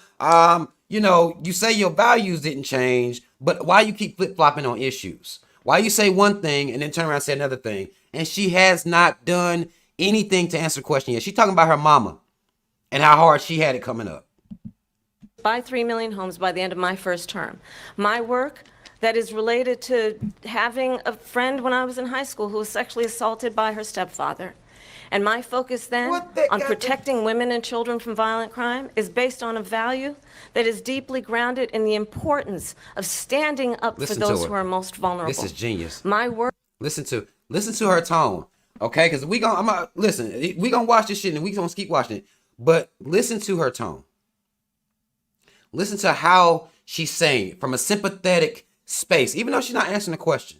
But she's able to tug on the heartstrings of her supporters because she don't talk much about really anything. She just goes long ways. But for people to really connect with her, she'll tell stories about her friend that was molested. I think she said molested by her stepfather or father. I don't know which one she said. But that has nothing to do with why are you flip-flopping on what you're saying. You said you were you weren't going to be with the fracking. You said that with your mouth, and now you with the fracking. You a flip-flopper. Explain that, and she has yet to do it. Work that is about protecting Social Security and Medicare is based on long-standing work that I have done, protecting seniors from scams. My values have not changed. And what is important is that there is a president who actually brings values and a perspective that is about lifting people up and not beating people down. Come on. The question was about fracking. That's what the question was about. If you said you're not supporting fracking, but you signed a bill to support fracking, how? How do you do those two things at one time? You say one thing and then you do another. And name calling. The true measure of the leader is the leader who actually understands the strength is not in beating people down, it's in lifting people up. I intend to be that president. President Trump, your Well, response? first of all, I wasn't given $400 million. I wish I was. My father was. Trump like, look, bitch, don't count my pockets. Okay? After everything she said, this man comes back in with, look, my daddy ain't give me $400 million. That ain't how it really was. Okay? I started from the bottom. I don't know if he said, out of everything she said, he gonna say, look, bitch, don't count my pockets. I was a Brooklyn builder, Brooklyn, Queens, and a great father, and I learned a lot from him, but I was given a fraction of that, a tiny fraction, and I built it into many, many billions of dollars. Billions. Many billions. Billions. And when people see it, they are even surprised. The way he say his we don't have to B's talk is about tough. that. Billions. Fracking, she's been against it for 12 Look. years. Many billions of dollars. He sound like, remember them Austin Powers movies? Like, what was that one character? Damn, but billions. This is why when he sounds like, when he says black, that's why his B's is just fucked up. I don't think he really being, no type of way. I think his B's is just bad. Many billions. I don't know why he had to talk like that. Billions. I don't know. I think his B's is just fucked up out here in these streets. But he said, I took that little bread and I built billions, basically. Defund the police. She's been against that Dr. Evil. forever. There he was. She gave all. Y'all said Dr. Evil. That's exactly who it was. That's who he reminded me of. When he talking like that, like billions. Like, why you gotta talk like that? Like, what's wrong with you, my boy? many billions. Like, okay.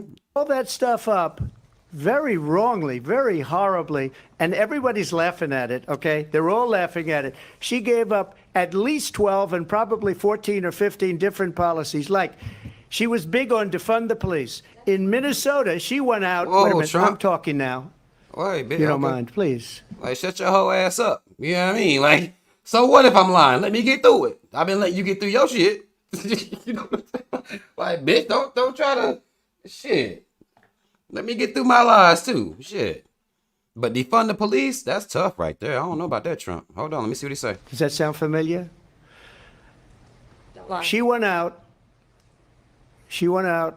in Minnesota and wanted to let criminals that killed people, that burned down Minneapolis, she went out and raised money to get them out of jail. She did things that nobody would ever think of. Now she wants to do transgender operations on illegal aliens that are in prison. This is a radical left liberal that would do this. She wants to confiscate your guns, and she will never allow Not fracking Trump. in Pennsylvania. If she won the election, fracking in Pennsylvania will end on day one. Just to finish one thing, so important in my opinion. So I got the oil business going. Hold on, let me stop him real quick. She's not going to defund the police. She is the police. Trump, I don't know about that right there was a crazy take. She's not gonna defund the police. Now I don't know what she's gonna do with fracking or anything as far as the fracking is concerned, but she's not going to defund the police. And I don't remember her saying anything about confiscating guns. You just at this point you might be just unhinged. I don't know. Maybe you like out. nobody has ever done before. When they took over, they got rid of it, started getting rid of it, and the prices were going up the roof. They immediately let these guys go to where they were. I would have been 5 times, 4 times, 5 times higher, because you're talking about 3.5 years ago. They got it up to where I was because they had no choice, because the prices of energy were quadrupling and doubling. You saw what happened to gasoline. So they said, let's go back to Trump. But if she won the election, the day after that election, they'll go back to destroying our country, and oil will be dead, fossil fuel will be dead. We'll go back to windmills, and we'll go back to solar, where they need a whole desert to get some energy to come out of it. You ever see a solar plant? By the way, I'm a big fan of solar, but they yeah, now right now he a little all over the place. Okay? He a little all over the place right now. I don't know what's going on with him, but now we have solar panels and how much space they take up in an unoccupied desert. Like, how do we get here? Take 400, 500 acres of desert President soil. Trump, we have a These lot are of not good issues things that for we the have to get environment to. that We're she out of time. understands. Thank you. Lindsay, thank you. We have an election in just 56 days. 56. And I want to talk about the peaceful I'm ready for it to be transfer of over, too. power, which, of course, we all know is a cornerstone of our democracy, and the role of a president in a moment of crisis. Mr. President, on January 6th, you told your supporters to march to the Capitol. You said you would be right there with them. The country and the world saw what played out at the Capitol that day, the officers coming under attack. Aides in the West Wing say you watched it unfold on television off the Oval Office. You did send out tweets, but it was more than 2 hours before you sent out that video message telling your supporters to go home. Is there anything you regret about what you did on that day? You just said a thing that isn't covered. Peacefully and patriotically, I said during my speech, not later on. Peacefully and patriotically. And nobody on the other side was killed. Ashley Babbitt was shot by an out-of-control police officer that should have never, ever shot her. I think it's his bees. It's a disgrace. But we didn't do this group of people that have been treated so badly. I ask, what about all the people that are pouring into our country and killing people that she allowed to pour in? She was the border czar. Remember that. She was the border czar. She doesn't. Trump. The question was, could you or do you feel as though you could have did something differently on that day to get them people not to run up in the Capitol like that? That was the question. We're back to immigration. Just to let y'all, I want y'all to know where we're going. The question was, on January 6th, do you think you could have done anything a little bit different to maybe make that not happen? And both of them have this issue where it's a yes or no. Like, yeah, maybe I could have did something a little bit better. They refuse. Both of them refuse to even admit to any of that. Same way she is about the border and what's happening at the border with all these illegals coming in is the same way he is about this January 6th shit. He won't even answer the question. He won't even answer the question. She doesn't want to be called the border czar because she's embarrassed by the border. In fact, she said at the beginning, well, I'm surprised you're not talking about the border yet. That's because she knows what a bad job they've done. What about those people? When are they going to be prosecuted? When are these people from countries all over the world, not just South America? They're coming in from all over the world, David, all over the world. And crime rates are down all over the world because of it. But let me just ask you. David, when are those people going to be prosecuted? When are the people that burned down Minneapolis going to be prosecuted? Or in Seattle? They went into Seattle. They took over a big percentage of the city of Seattle. When are those people going to be prosecuted? But let me just ask you. You might ask her that question. You were the president. You were watching it unfold on television. It's a very simple question as we move forward toward another election. I mean, it was a very simple question, my boy. Now, him checking Trump like that, cool. He has yet to check Kamala. Neither one of them have checked Kamala yet. And we are almost 50 minutes in. Is there anything you regret about what you did on that day? Right. Yes or no? I had nothing to do with that other than they asked me to make a speech. Yes or I no? showed up for a speech. I said, I think it's going to be big. I went to Nancy Pelosi and the mayor of Washington, D.C., and the mayor put it back in writing, as you know. I said, this is going to be a very big rally or whatever you want to call it. And again, it wasn't done by me. It was done by others. I said, I'd like to give you 10,000 National Guard or soldiers. They rejected me. Nancy Pelosi rejected me. It was just 2 weeks ago. Her daughter has a tape of her saying she is fully responsible for what happened. They want to get rid of that tape. It would have never happened if Nancy Pelosi and the mayor of Washington did their jobs. I wasn't responsible for security. I wish they would have a real nigga moderation at some shit like this. Because I'd have been like, bitch, shut your whole ass up. I asked you a question. And you're not answering the question. Shut up. Now we at Nancy Pelosi. Come on. Shut your whole ass up. Nancy Pelosi was responsible. She didn't do her job. His P's might be The question fucked was up about too. you as president, not about former Speaker Pelosi. But I do want Vice President Harris to respond here. I was at the Capitol on January 6th. Okay. I was the vice president-elect. I was also an acting senator. I was there. And on that day, the President of the United States incited a violent mob to attack our nation's capital, to desecrate our nation's capital. On that day, 140 law enforcement officers were injured, and some died. And understand, the former president has been indicted and impeached for exactly that reason. But this is not an isolated situation. Let's remember Charlottesville, where there was a mob of people carrying tiki torches. Oh, she went back. Spewing anti-Semitic hate. And Racist. Wait. the Anti-Semitic. president then at the time say? Racism. There were fine people on each side. He did say that. Let's remember that when it came to the Proud Boys, a militia, Racist. the president militia. said, the former president said, stand back and stand by. So for everyone watching who remembers what January 6th was, I say we don't have to go back. Let's not go back. We're not going back. It's time to turn the page. And if that was a bridge too far for you, well, there is a place in our campaign for you to stand for country, to stand for our democracy, I see to what she's doing. stand for. If any of you Republicans didn't fuck with that, come to death row. If you're tired of seeing the producers all in the videos, basically come to death row.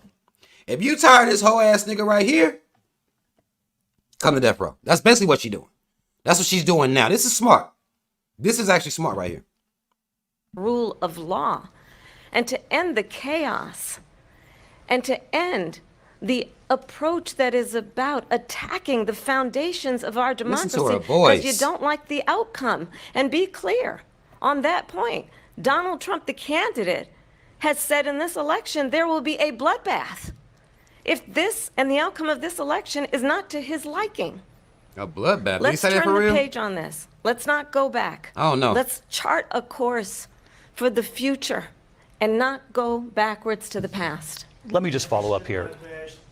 It was a different term, and it was a term that related to energy because they have destroyed our energy business. That was where bloodbath was. Also, on Charlottesville, his whole line. that story has been, as you would say, debunked. Okay, Trump said it wasn't real. Sean Hannity. Okay. Jesse, all of these people, I they got covered riders. it. If they go an extra sentence, they will see it was perfect. Okay. It was debunked in almost every newspaper, but they Okay. still bring it up, just like That's- they bring hey. 2025 up. Now, hold They on. bring all of this stuff up. Okay, it's I cool. ask you this. You talk about the Cool. Capitol. Why are we allowing these millions of people to come through on? Now that right there is some bullshit, that last part. But he was cooking right there. Like, look, this shit done been debunked. I'm tired of y'all attaching my name to false statements that I didn't make. I'm tired of y'all attaching my name to Project 2025. I done told y'all, and y'all already have debunked. I ain't got shit to do with that. I ain't got nothing to do with that shit. But y'all keep saying I got something to do with it. So right there, he was cooking. I can't hold him. He's like, look, bitch, quit lying on my motherfucking name up here like this. And I want y'all to make the fact that he's saying it's been debunked. But the moderators aren't saying shit to Kamala. They're letting her say anything. They letting her say anything about him. And ain't fact checking anything. To be fair. I think he's about to go back into immigration now. The southern border. How come she's not doing anything? And I'll tell you what I would do, and I would be very proud to do it. Nobody I would asked say you, we though. would both leave this debate right now. I'd like to see her go down to Washington, D.C. during this debate because we're wasting a lot of time. Go down to, because she's been so bad, it's so ridiculous. Yeah, he can't go help down it. to Washington, Trump, D.C. wow. and let her sign a bill to close up the border because they have the right to do it. They don't need bills. They have the right to do it. The President of the United States, you'll Okay. get him out of bed, you'll wake him up at 4 o'clock in the afternoon, you'll say, come on. Yo. Hold on. I told y'all he can't make it through. If it's about Joe Biden, he cannot get through. He cannot get through there at all. Go wake that old sleeping ass nigga up right now, and we can close this border right now. We don't gotta wait till your turn. That shit been leaking for a while now. Hey, he's spitting. That shit been leaking. Go wake his whole ass up. I know he sleep. About at 4 o'clock in the afternoon. Like, he can't help himself. He gonna roast. He don't care. Go wake his whole ass up right now, and we can get this border shit taken care of today. That's what he's saying. Because she's literally running. She's the vice president right now. The borders are right now. What you waiting for? Basically, that's facts. He's spitting. That's facts. He's spitting right there. And go wake your boy up. Like, basically, wake his bitch ass up. Let's sign a bill. If he signs a bill that the border is closed, all he has to do is say it to the Border Patrol, who are phenomenal. If they do that, the border is closed. Those President, people are killing many people, unlike J6. We talked immigration here tonight. I do want to focus on this next issue to both of you, because it really brings us this into focus, truth in these times that we're living in. Mr. President, for 3.5 years after you lost the 2020 election, you repeatedly falsely claimed that you won, many times saying you won in a landslide. In the past couple of weeks leading up to this debate, you have said, quote, you lost by a whisker, that you, quote, didn't quite make it, that you came up a little bit short. I said that? Are you now acknowledging that you lost in 2020? No, I don't acknowledge that at all. But I you said did that say sarcastically. That. You know that. It was said, oh, we lost by a whisker. That was said He said, sarcastically. nigga, I was just playing. Look, shut the fuck up. Get the so fuck much out of here proof. with this All bullshit. you have to do is look at it, and they should have sent it back to the legislatures for approval. He is going to stick to his delusion that he won by a landslide. Because if you listen to how Trump talked, when he's the best in history and all this type of talk that he has like that, he's not about to come out there. He basically said, look, nigga, I was just playing, yo. I was just playing, yo. I ain't really mean that shit by a whisker. You know how I play. That's basically what he's saying. I got almost 75 million votes, the most votes any sitting president has ever gotten. I was told if I got 63, which was what I got in 2016, you can't be beaten. The election, people should never be thinking about an election as fraudulent. We need two things. We need walls. And we have to have it. We have to have borders, and we have to have good elections. Our elections are bad. And a lot of these illegal immigrants coming in, they're trying to get them to vote. They can't even speak English. They don't even know what country they're in practically. And these people are... He basically saying, look, they only bringing these people in here to vote. That's it. Now, I personally don't... Again, when we deal with voting, no one has yet to bring up the Electoral College. Nobody. I don't know what the illegals coming in help as far as the popular vote, but popular vote doesn't decide president. If that was true, Donald Trump would have never been the president. He would have never been the president. Hillary Clinton beat him popular vote wise, right? So now he's saying, well, they bring these people in just so they can vote. They try to boost the numbers for the Democrats. Now, again, that could be true. I just don't understand the purpose of that, considering the Electoral College chooses the president, and they have yet to address them.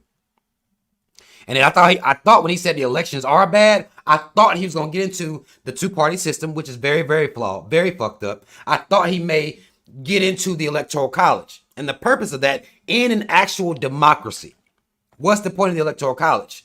We don't vote for the Electoral College. They're appointed. They're selected. Okay? So I thought maybe he would do that. I should have known he wasn't going to do it based on who he is. And based on the fact that they got to make you keep believing in this shit anyway. I get that. But I thought maybe when he said that the voting process is flawed, I thought he would get into why. But he wasn't going to do that. So, I mean, it is what it is. Trying to get them to vote. And that's why they're allowing them to come into our country. I did watch all of these pieces of video. I didn't detect the sarcasm. Lost by a whisker. We didn't quite make it. Moderator white man. Clarification. And you know. Oh, no. He basically said, look, nigga, I know you won't just play. And I didn't detect no sarcasm. Why you do that, moderator white man? You didn't have to do that. You could have let that just go, let him ride right there. You could have let that shit. He said he was just playing. He said, I ain't hear no sarcasm in your voice, my nigga. I ain't hear it. The moderator white man is not letting Trump now. Again, they haven't checked Kamala yet. Again, we 55 minutes in. They ain't checked her yet. Let's see. You know this. You and your allies, 60 cases in front of many judges, many of them no Republican. judge looked at it. And said they there was said no we didn't have widespread standing. fraud. That's the other thing. They said we didn't Wait a have minute standing. now. Hold on. Are the moderators supposed to be putting forth arguments as well? Moderator White Man, I don't know if you're supposed to be, spitting right now. Like, that's like, let's say you watch a battle rap competition and a nigga just walk up by the crowd and just start spitting against one of the rappers. Like, are you supposed to be doing that? Like, you supposed to be over there doing your thing as what moderating. I think he could have let Trump get away with that because he let Kamala get away with everything. Is he supposed to come up there when two people battling and run his goddamn mouth this much? Like, basically, nigga, I ain't hear no sarcasm in your voice. And y'all got 60 cases out here, nigga. Like, I don't know. Can you imagine a system where a person in an election doesn't have standing? The president of the United States doesn't have standing. That's how we lost. If you look at the facts, and I'd love to have you'll do a special on it. I'll show you do a special, Georgia, nigga. and I'll show you Wisconsin, and I'll show you Pennsylvania, and I'll show you. We have so many facts and statistics, but you know what? That doesn't matter because we have to solve the problem that we have right now. That's old news. And the problem that we have right now you mature? is we have a nation in decline. You mature and they now? have put it into decline. We have a nation that is dying, David. Mr. President, thank you. Vice President Harris, you heard the president there tonight. He said he didn't say now. that he lost by whisker, so he still believes he did not lose the election. Yo! Moderator White Man, why are you still barring this point, yo? Why are you still doing that? He shouldn't be doing by it. President Biden and yourself. But I do want to ask you about something that's come up in the last couple of days. This was a post from President Trump about this upcoming election just weeks away. He said, when I win, those people who cheated, and then he lists donors, voters, election officials, he says will be prosecuted to the fullest extent of the law, which will include long-term prison sentences. One of your campaign's top lawyers responded saying, we won't let Donald Trump intimidate us. We won't let him suppress the vote. Is that what you believe he's trying to do here? Donald Trump was fired by 81 million people. Oh, So let's damn. be clear about that. And clearly, he is having a very difficult time processing like that. He ain't like that. We cannot afford to have a president of the ain't United like that. States who attempts, as he did in the past, to upend the will of the voters in a free and fair election. And I'm going to tell you that I have traveled the world as Vice President of the United States. Have you? And world leaders are laughing at Donald Trump. They laughing at him? I have talked with military leaders, some of whom worked with you, and they say you're a disgrace. Damn, she gonna come in his And when you pride. then talk in this way, See, in a women- hold presidential on. debate, and deny Listen, this is an advantage that women gonna have in regular arguments in the streets, let alone on a goddamn platform like this. She going to this pride now. I done talked to niggas that know you. Don't nobody respect you, my boy. That's a woman. See, she cutting him deep. Look at his face. He feel that shake is with that. He ain't got no phone books. He should have came in there with phone books taped around his fucking ribcage. What she just did was take this, like, nigga, I know niggas that know you, and they said you a hoe. Like, God, that's tough. That's tough. That man, look at his face. Like, oh, God. Feel worse than that shot to the head, huh? Yeah. That's not. tough.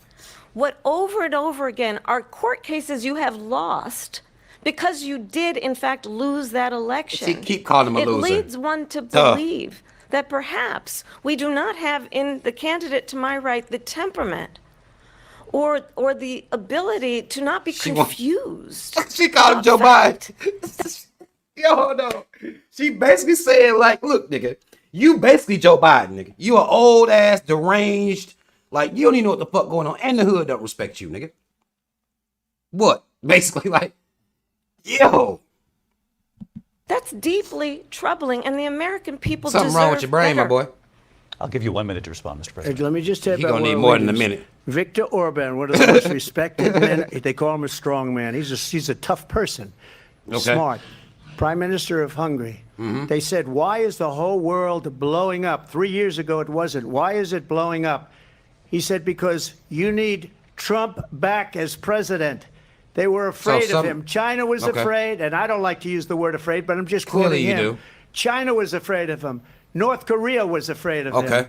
Look at what's going on with North Korea, by the way. He said Russia was afraid of him. I ended the Nord Stream 2 pipeline, and Biden put it back on day one, but he ended the XL pipeline. The XL pipeline in our country, he ended that. But he let the Russians build a pipeline going all over Europe and heading into Germany, the biggest pipeline in the world. Look, Viktor Orban said it. He said the most respected, most feared person is Donald Trump. We had no problems when Trump was president, but when this week... I'm gonna tell you what makes Trump an easy lick. He will be probably an easy person to manipulate because he takes people's compliments about his character. He takes that shit to heart for real. That shit means a lot to him.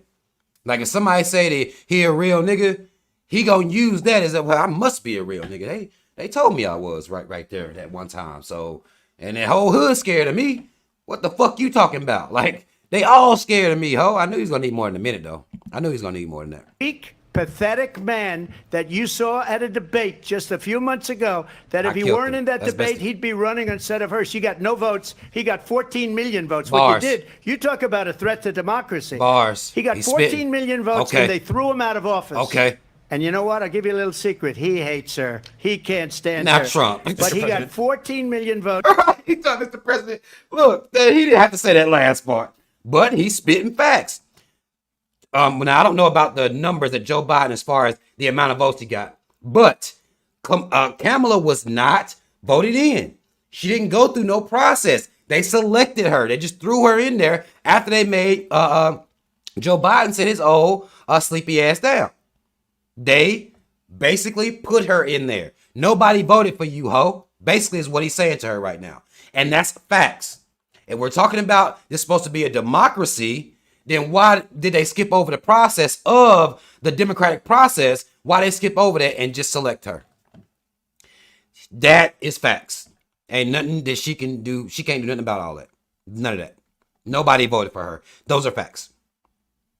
Let's see if she says anything back to this. They threw him out. She got 0 votes. And when she ran, she was the first one to leave because she failed. Those are and facts. now she's running. I don't understand it, but I'm okay with it because... Your time. Those are facts. He's talking about the first time she ran for president. He basically said, look, first time this hoe ran for president, she got the fuck up out there. A week. She had one debate against some random ass white woman, and she got the fuck up out of it. She went and sit her ass down. And then Joe Biden brought her up as his vice president, but wasn't nobody fucking with her then. Her approval ratings wasn't worth a damn then. Nobody was fucking with her. Now all of a sudden it's, she's, everybody love her or whatever like that. But he's right. Nobody voted for her. She did not go through the proper process to be put in a position, to be nominated in the positions that she's in. Those are facts. I think we're going to do very well. We've got a lot more to get to. Turning now to the Israel-Hamas war and the hostages who are still being not held, Hamas, not Americans Israel. among them. Vice President Harris, in December, you said, quote, Israel has a right to defend itself, but you added, quote, it matters how, saying international humanitarian law must be respected. Israel must do more to protect innocent civilians. You said that 9 months ago. Now an estimated 40,000 Palestinians are dead. Nearly 100 hostages remain. Just last week, Prime Minister Benjamin Netanyahu said there's not a deal in the making. President Biden has not been able to break through the stalemate. How would you do it? Well, let's understand how we got here. On October 7, the question was, how would you negotiate to pull away from the stalemate? How would you get the ball rolling? Was the question.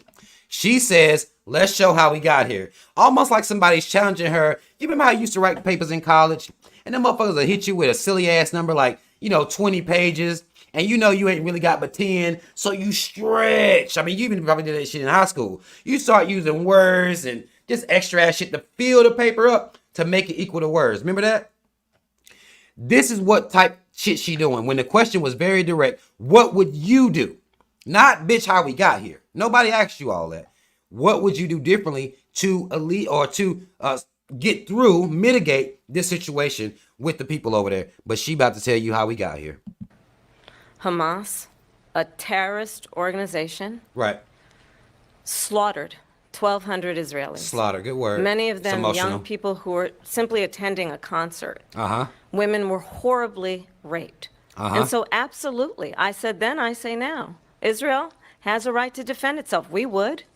And how it does so matters. Because it is also true, far too many innocent Palestinians have been killed. Children, mothers. What we know is that this war must end. Okay, what would you do? It must end immediately, and the way it will end is we need a ceasefire deal, and we Okay. need the hostages out. Why and ain't so you doing we that will now? continue to work Hold on. around the clock on that. If she's talking about ceasefire and she's talking about we working around the clock on that, now this has been, hell, we about to go into almost a year this shit been going on. We're up on September, October ain't too far away.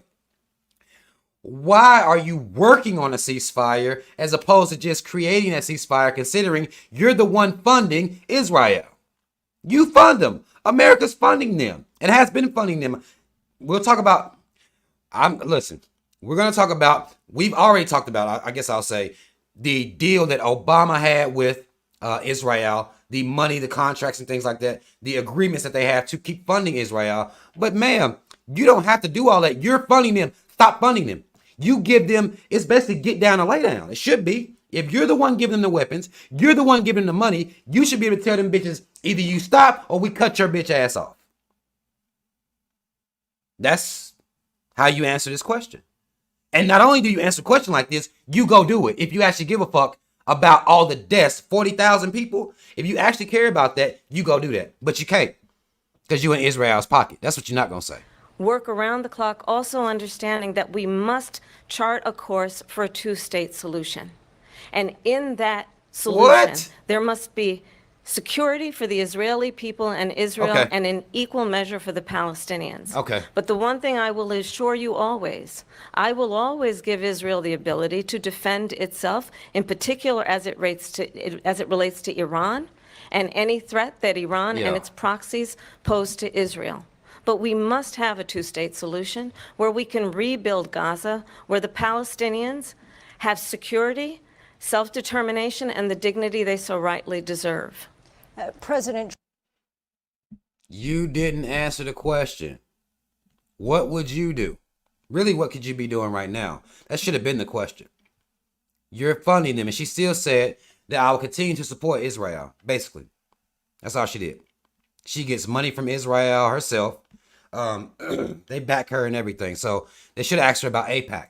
If y'all know what AIPAC is, do some research. AIPAC. They should have asked her about that. The whatever, I guess the Kamala adjacent moderator woman that's there. I don't know what she is, but Trump, how would you negotiate with Netanyahu maybe she black. And also Hamas in order to get the hostages out and prevent the killing of more innocent civilians? Okay, what would you do? If I were president, it would have never started. If I were president, Russia would have never, ever, I know Putin very well, he would have never, and there was no threat of it either, by the way, for 4 years, have gone into Ukraine and killed millions of people when you add it up, far worse than people understand what's going on over there. But when she mentions about Israel, all of a sudden, she hates Israel. She wouldn't even meet with Netanyahu when he went to Congress to make a very important speech. She refused to be there because she was at a... Trump, she does not hate Israel. That's not that's not facts, my boy. She don't hate Israel at all. That's why she just said she don't keep funding them. You had a better argument saying she hates Palestine. She don't hate Israel. At all. At all. She don't hate them. Sorority party of hers. She wanted to go to the sorority party. She hates Israel. If she's president, I believe that Israel will not exist within 2 years from now. And I've been pretty good at predictions, and I hope I'm wrong about that one. No, he's Nostradamus. She hates Israel. At the same time, in her own way, she hates the Arab population because the whole place is going to get blown up. Arabs, Jewish people, Israel will be gone. It would have never happened. Iran was broke under Donald Trump. Now Iran has $300 billion because they took off all the sanctions that I had. Iran had no money for Hamas or Hezbollah or any of the 28 now we're back on subject. spheres of terror. And they are spheres of terror, horrible terror. They had no money. There was a big story, and you know it. You covered it very well, actually. They had no money for terror. They were broke. Now they're a rich nation. And now what they're doing is they're spreading that money around. Look at what's happening with the Houthis and Yemen. Look at what's going on in the Middle East. This would have never happened. I will get that settled and fast, and I'll get the war with Ukraine and Russia ended. If I'm president-elect, I'll get it done before even becoming Now we on Russia, president. Ukraine. Vice President Harris says you hate Israel. That's absolutely not true. It- I now have that's my not entire facts. career and life supported Israel and the Israeli people. He knows that. He's trying to, again, divide and distract from the reality, which is it is very well known that Donald Trump is weak and wrong on national security and foreign policy. Like, she taking shots at his manhood. And that shit is hitting him. It's hitting him. You weak, my boy. It is well known that he admires dictators, wants to be a dictator on day one, according to himself. It is well known that he said of Putin that he can do whatever the hell he wants and go into Ukraine. The hell, okay. It is well known We that can he cuss? said when Russia went into Ukraine, it was brilliant. It is well known he exchanged love letters with Kim Jong-un. Not love letters. And it is absolutely... See, she taking shots at this man's manhood. Yo, that shit is tough. It's almost like if you having a debate or you say you arguing with a woman and they be like, nigga, you gay. You not gay or nothing like that. But they able to say that you gay just to, make you feel some type of way. She taking shots at this man, not love letters. That's what absolutely well known. She killing him. That these dictators and autocrats are rooting He about to for lose you it. to be president again because they're so clear. They can manipulate you with flattery and favors. And that is why She killing him. so many military eating him leaders up. who you have worked with have told me you are a And- disgrace. That is why we understand. Kamala, look, once she start going in on him like this, that is very hard for him to take. I talked to some more people, okay? Earlier I talked to some people. I done talked to some more people. And they said you a hoe. That's tough. She hitting him. His We manhood. have to have a president who is not consistently weak and wrong on Vice national President security, Harris. including the importance of upholding and respecting in highest regard our military. Like, hold, let me Vice finish. President Harris, thank you. They're the ones, Look. and she's the one. Look, I knew he wasn't gonna be able to let that shit ride. Like, wait a minute now, here, bitch. I'm weak. Love letters. What the fuck you trying to say? Like, he don't like none of that. One that caused it.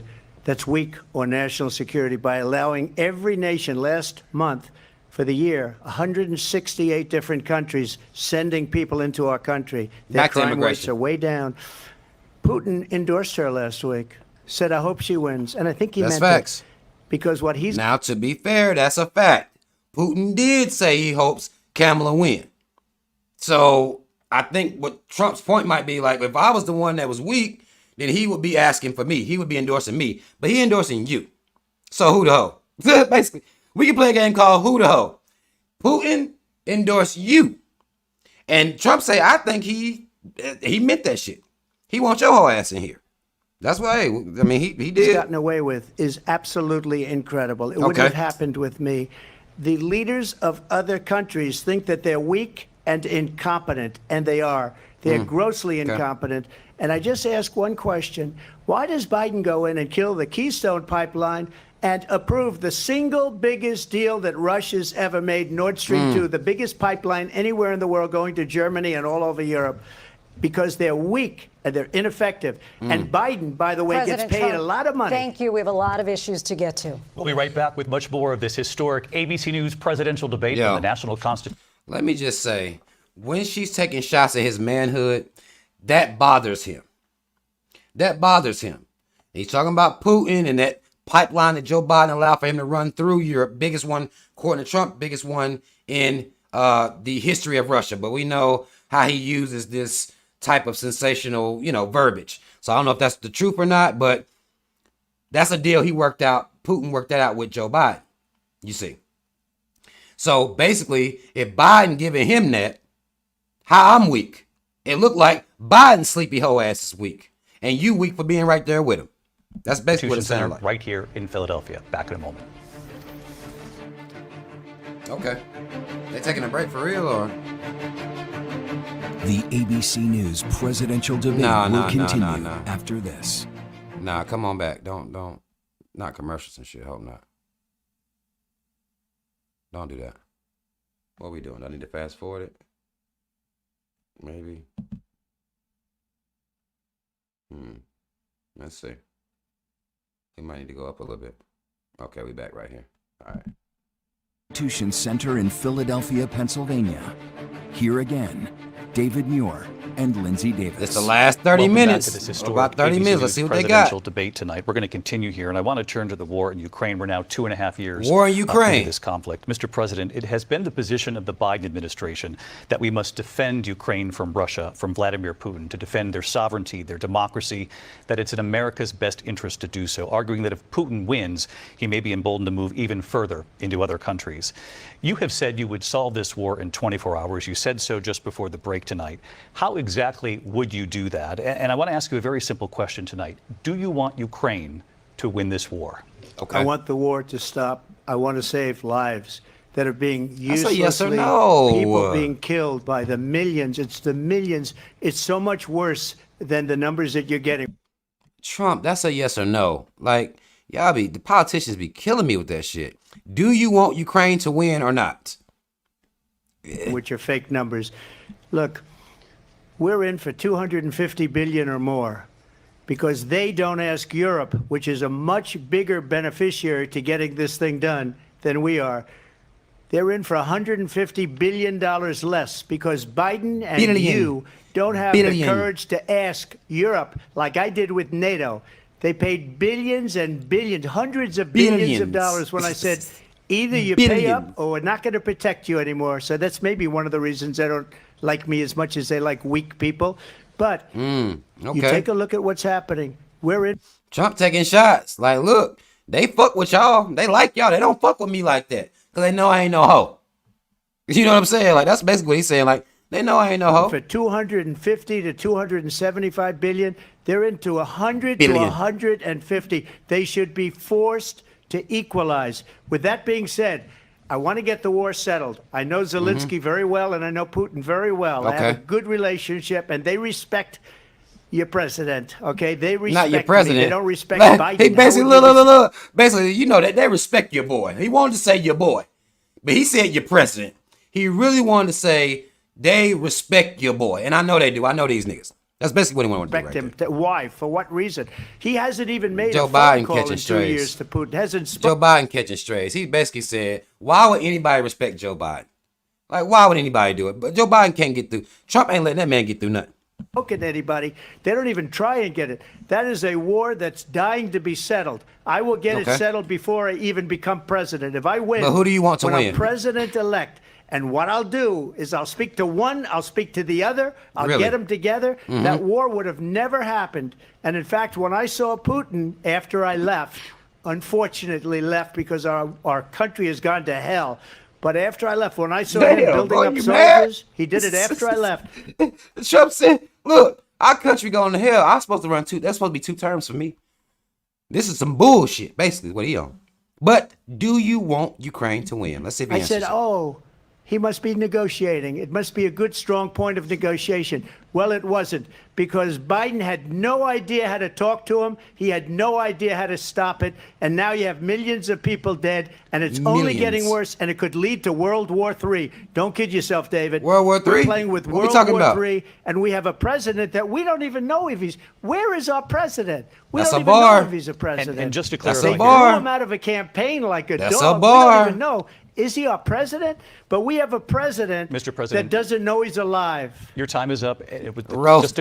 Joe Biden can't get, he ain't even nowhere around, and he getting smoked. But that's a bar. Where the fuck is Joe Biden? Why ain't he doing nothing about nothing? Especially considering now, if he's in the last little run of his presidency, he should be out here thugging, according to the type of shit they claim. Now, you know how it's like that. When somebody on their way out of office, they're going to do all this radical shit. They do the same thing when somebody has their second term. They did that same excuse with when Barack was in there. Like, the first 4 years, he couldn't really do all that. But them next 4, he about to go in for niggas. Didn't happen. He didn't go in at all. It doesn't matter. But people act like that, like somebody gonna be on some revolutionary shit when they on their way out. And that is not what the fuck be going on out here in real life. That is not what be going on. But basically, like, where the fuck Joe Biden at? Like, where is he even at? Somewhere asleep? Like, clarifying the question, do you believe it's in the U.S. best interest for Ukraine to win this war, yes or no? I think it's the U.S. best interest to get this war finished and just get it Still done. not answering. Right. Negotiate a deal, because we have to stop Still not all answering. of these human lives from being destroyed. I want to take this to Vice President Harris. I want to get your thoughts on support for Ukraine in this moment, but also as Commander-in-Chief, if elected, how would you deal with Vladimir Putin, and would it be any different from what we're seeing from President Biden? okay. Well, first Turn of all, on your boy. it's important Turn to on your boy. remind the former president you're not running against Joe Biden, you're running against me. Because he had been sliding Biden through there. Like, he been sliding him the whole time. Like, but, ho, you're his vice president. I'm sure Trump probably want to say something like that. Like, stop acting like y'all are completely detached from each other. She keep trying to play those games. And then in other speeches, she'll use words like we. Okay. When she says we, she's talking about her and Joe Biden.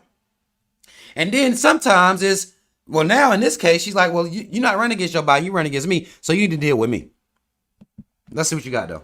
I believe the reason that Donald Trump What you says laughing about, that ho? this war would be over within 24 hours is because he would just give it up. And that's not who we are as Americans. Let's understand what happened here. Well, what happened? I actually met with Zelensky a few days before Russia invaded, tried through force to change territorial boundaries, to defy one of the most important international rules and norms, which is the importance of sovereignty and territorial integrity. And I met with President Zelensky. I shared with him American intelligence about how he could defend himself. Days later, I went to NATO's eastern flank, to Poland and Romania. Okay. And through the work that I and others did, we brought 50 countries together to... Now, with Kamala, it's easy to get lost. The question was, what would she do to deal with this, or to end this, or how would she handle it if she was president? She's 4,000 words to in there. support Ukraine in its righteous defense. Okay. And She because support of Ukraine. our support, because of the air defense, the ammunition, the artillery, the javelins, the Abrams tanks that we have No one provided, cares. Ukraine stands as an independent How much money? and free country. If Donald Trump were president, How much money? Putin would be sitting in Kyiv right now. And understand what that would mean, because Putin's agenda is not just about Ukraine. Understand why the European allies and our NATO allies are so thankful that you are no longer president. Okay. And that we understand the importance of the greatest military alliance the world has ever known, which is NATO, and Okay. what we have done to preserve the ability of Zelensky and the Ukrainians to fight for their independence. How much that costs? Otherwise, Putin would be sitting in Kyiv with his eyes on the rest of Europe, starting with Poland. And why don't you tell the 800,000 Polish Americans right here in Pennsylvania how quickly you would give up for the sake of favor and what you think is a friendship with what is known to be a dictator who would eat you for lunch. Whoa. Vice President. Yeah, see, she taking shots at his manhoods. What she said, though, was a whole lot of nothing. Basically, she did say, well, if we don't stop Russia gonna come run over Ukraine, and they'll keep going to run over that whole region, basically. They're gonna go to Poland next. So then now, look at the Polish and what they're gonna do. Basically, she's saying she's justifiably funding this war. She's justifiably funding the Ukraine. Okay? And now, that's one thing that America is great at, is justifying funding conflicts and wars in other countries. They always act like that. Always. Always, always, always. And the question would be, why the fuck is it any business of yours anyway? You got people over here in America suffering. Now, Trump, I don't know if he gonna say that. I don't think he even got the presence of mind to say something like that. But we'll see. How does he... That manhood, her hitting him in his manhood, gonna make him lash back out like he has been. Let's see what he Harris, says. thank you. We've heard from both of you on Ukraine tonight. Afghanistan came up in the last hour. I wanted to respond to Trump something like, you no, said this hoe earlier, just and disrespected me. Please, I'll give you a minute here. You know he's going to take would more be than a sitting minute. in Moscow, and he wouldn't have lost 300,000 men and women, but he would have been sitting in Moscow. Quiet, please.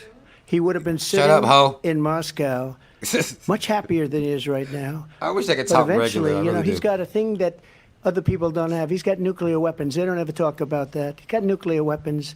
Nobody ever thinks about that. And eventually, That's now let's take a second. It's like he said, don't nobody ever think about the fact that Putin them got nuclear weapons. If they really wanted to use them, the Ukraine ain't got nothing for that. They ain't got nothing for that. Now, mind you, if Russia does or was to implement nuclear weapons, it destroys the land. That's why even superpower countries that have nuclear weapons are so hesitant to use them when you're trying to take over a land. Because you bomb on this land, well, now it's no use to nobody. It's a nuclear, there's no usage in this land. If I'm trying to take it over from you, I'm just going to destroy this land just to say I did something. That's why our country as a whole, or on Earth, all the superpower countries that have nukes don't just sit around shoot them off like that all willy-nilly. Because it destroys the land. It just destroys the fucking land. But what he's saying is, really, America think they doing something, but if Putin really wanted to get rid of them people, all you gotta do is drop a little heat on them. They ain't got nothing for that. He'll use them, and maybe he hasn't been that threatening, but he does have that.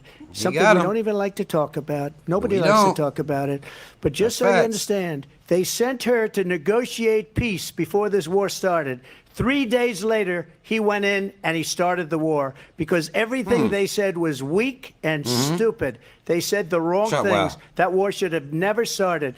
She was the emissary. They sent her in to negotiate with Zelensky and Putin, and she did. And the war started 3 days later. Well, she said it's not true. That's the kind of talent we have with her. She's worse than Biden. In my opinion, I think he's the worst president in the history of our country. He can't help She it. goes down as the worst vice president in the history of our country. But let me tell you something. She is a horrible negotiator. They sent her in to negotiate. As soon as they left, Putin did the invasion. President Trump, thank you. You did bring up something. You said she went to negotiate with Vladimir Putin. Vice President Harris, have you ever met Vladimir Putin? Can you clarify tonight? Yet again, I said it at the beginning of this debate, you're going to hear a bunch of lies coming from this fellow. Well, And that is another one. Oh, that's a lie. Okay. When I went to meet with President Zelensky, I've now met with him over 5 times. Wait, I thought the question was about Putin, right? The question was about Putin. The reality is it has been about standing as America always should, as a leader upholding international rules and norms, as a leader who shows strength, understanding that the alliances we have around the world are dependent on our ability to look out for our friends and not favor our enemies because you adore strongmen instead of caring about democracy. Emasculating his ass. And that is very much what is at stake here. The President of the United States is Commander-in-Chief.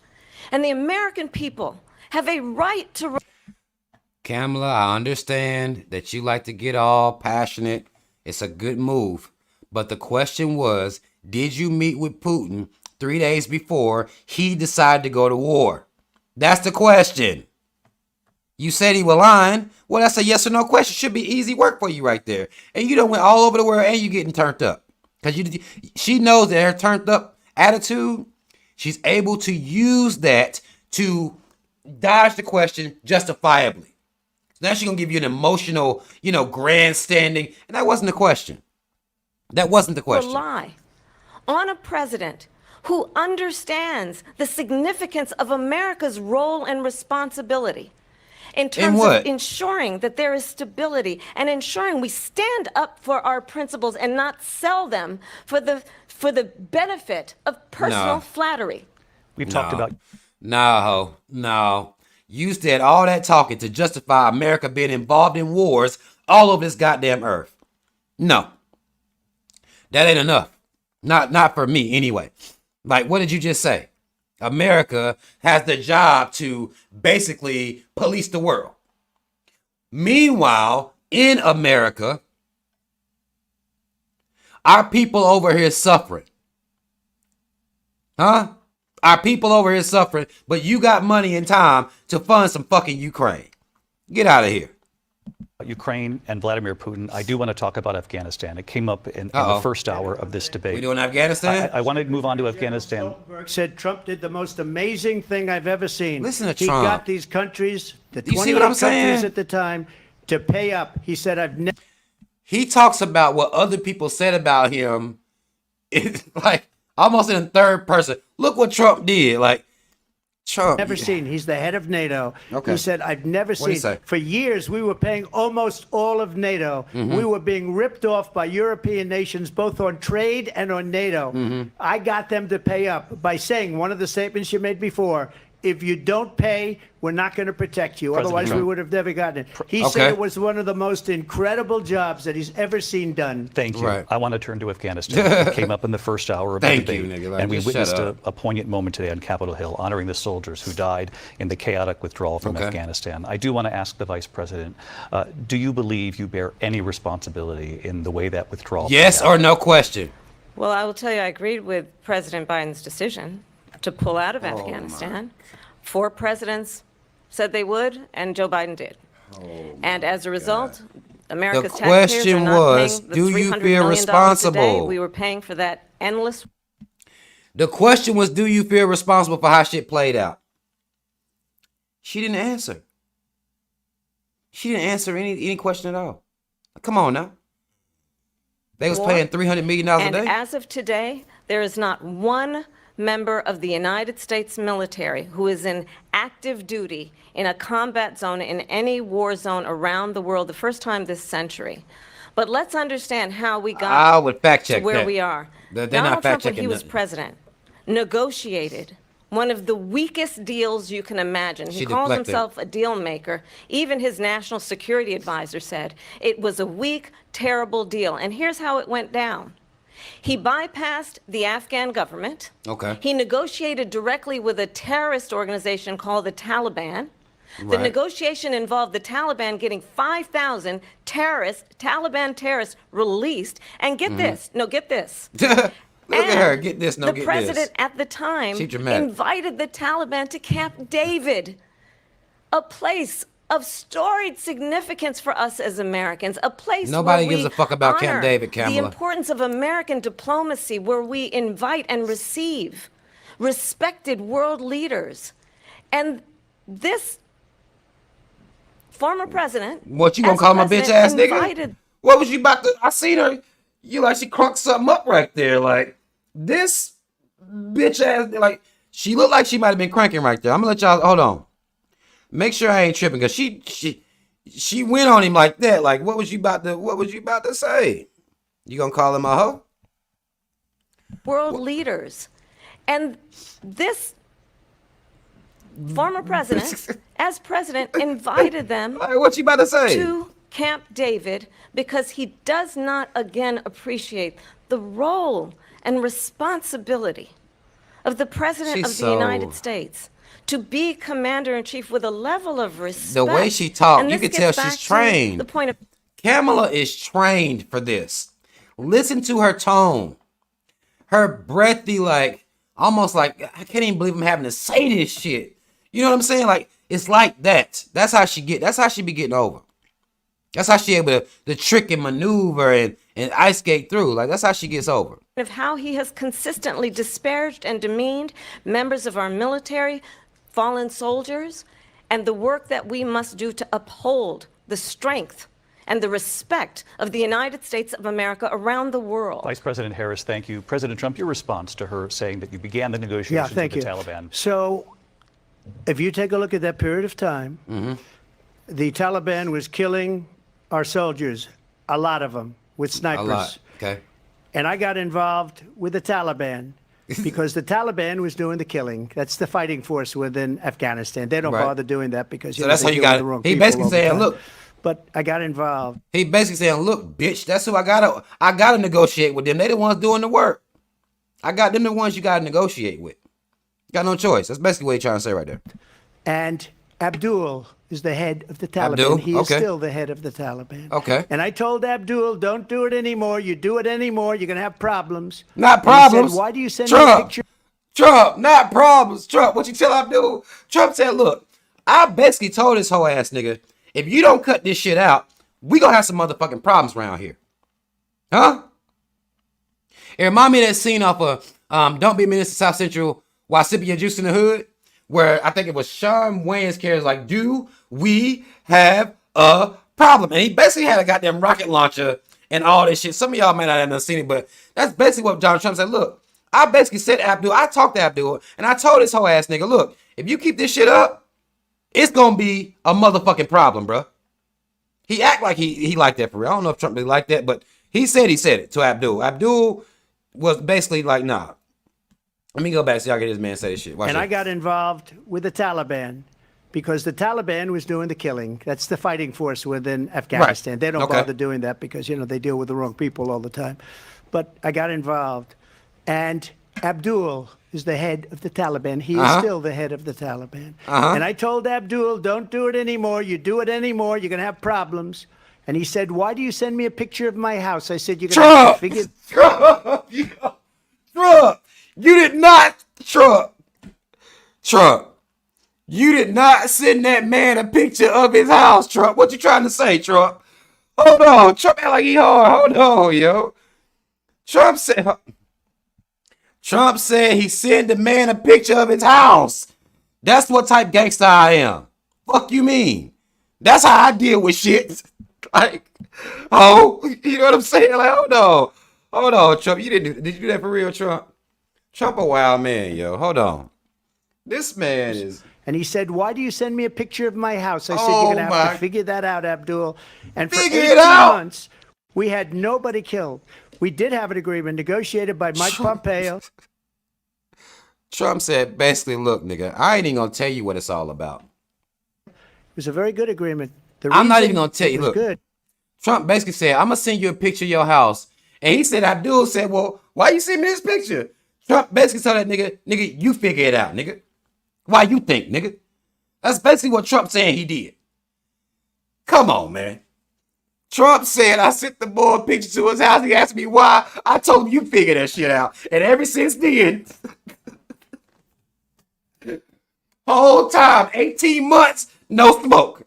Okay? I've let this bitch ass nigga know I know where he live, nigga.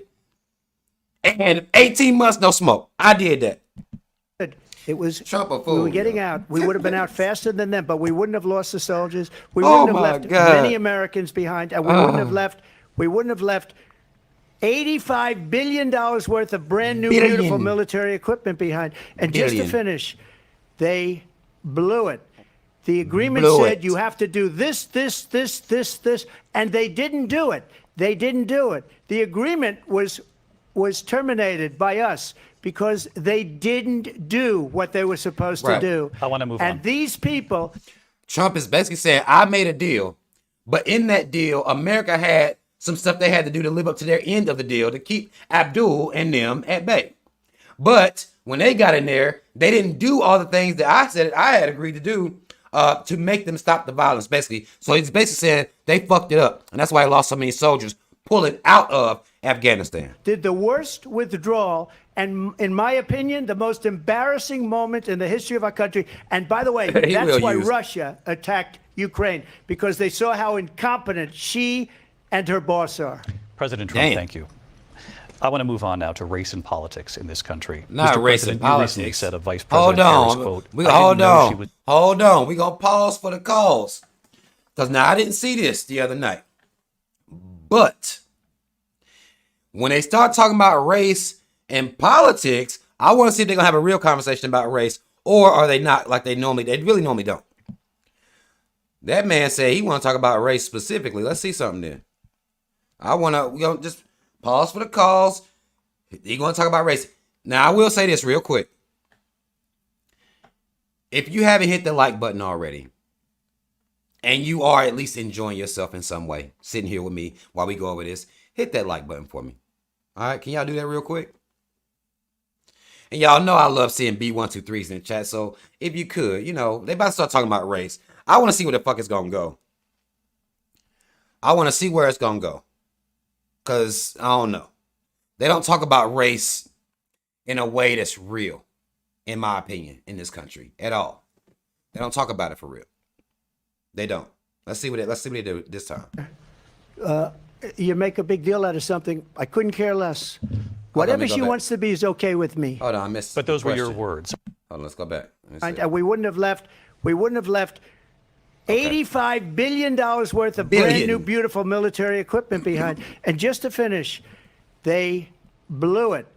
The agreement said you have to do this, and they didn't do it. They didn't do it. The agreement was terminated by us because they didn't do what they were supposed to do. I want to move on. And these people did the worst withdrawal, and in my opinion, the most embarrassing moment in the history of our country. And by the way, that's why Russia attacked Ukraine, because they saw how incompetent she and her boss are. President Trump, thank you. I want to move on now to race and politics in this country. Mr. President, you recently said of Vice President Harris, quote, "I didn't know she was black until a number of years ago when she happened to turn black, and now she wants to be known as black." I want to ask a bigger picture question here tonight. Why do you believe it's appropriate to weigh in on the racial identity of your opponent? I don't, and I don't care. I don't care what she is. I don't care. Trump, have some fucking heart, man. Have some heart. Say, all you had to say right there was because everybody else was saying it. Hell, that's all you had to say. They was calling her. Have some heart. He could have had some heart right there. Hold on, let me see. You make a big deal out of something. I couldn't care less. Whatever she wants to be is okay with me. But those were your words, so I'm asking. I don't know. I mean, all I can say is I read where she was not black, that she put out, and I'll say that. And then I read that she was black, and that's okay. Either one was okay with me. Right. That's up to her. That's up to her. He dodged. All you had to say is everybody was saying it. And I knew this hoe said she was Indian. I saw it. Everybody saying she black. She's been Indian the whole time. And now all of a sudden, she is the first black this, black. Now, of course, his blacks would have sounded black, you know, because something wrong with him a little bit. But come on now. Let me see what she said. Vice President Harris, your thoughts on this? I think honestly, I think it's a tragedy that we have someone who wants to be president who has consistently, over the course of his career, attempted to use race to divide the American people. Okay. You know, I do believe that the vast majority of us know that we have so much more in common than what separates us, and we don't want this kind of approach that is just constantly trying to divide us, and especially by race. And let's remember how Donald Trump started. He was a... Well, are you going to say that you are or are not black? Or are we going to slide through? I told people pay attention. I caught this little clip. This little part right here, I caught this little clip. She does not say she's black anyway. We're going to listen together as a team, right? We're going to listen together. I want to, everybody else saying she black. I done got cussed out for saying she's not black. Okay? I done been yelled at, cussed out, told I was a Trump supporter, all types of shit by simply saying she's not black. Okay? They were attacking us for that. For simply stating the facts. Does she say she's black? Let's see. Land, he owned buildings, and he was investigated because he refused to rent property to black families. Those are facts. Let's remember, this is the same individual he did that. Who took out a full-page ad in the New York Times calling for the execution of 5 young black and Latino boys who were innocent, the Central Park 5.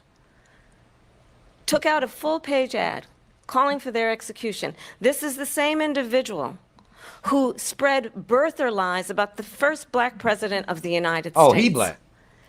And I think the American people... So you'll call Barack black? ...want better than that. Want better than this. But what about you? Wait. Hold on. Let me make sure I'm understanding this better. So Barack black. What about you? The question was about you. What Trump said. Questions about you. So you can call Barack black, but you ain't gonna say you black. Hold on, maybe she do. Let me see.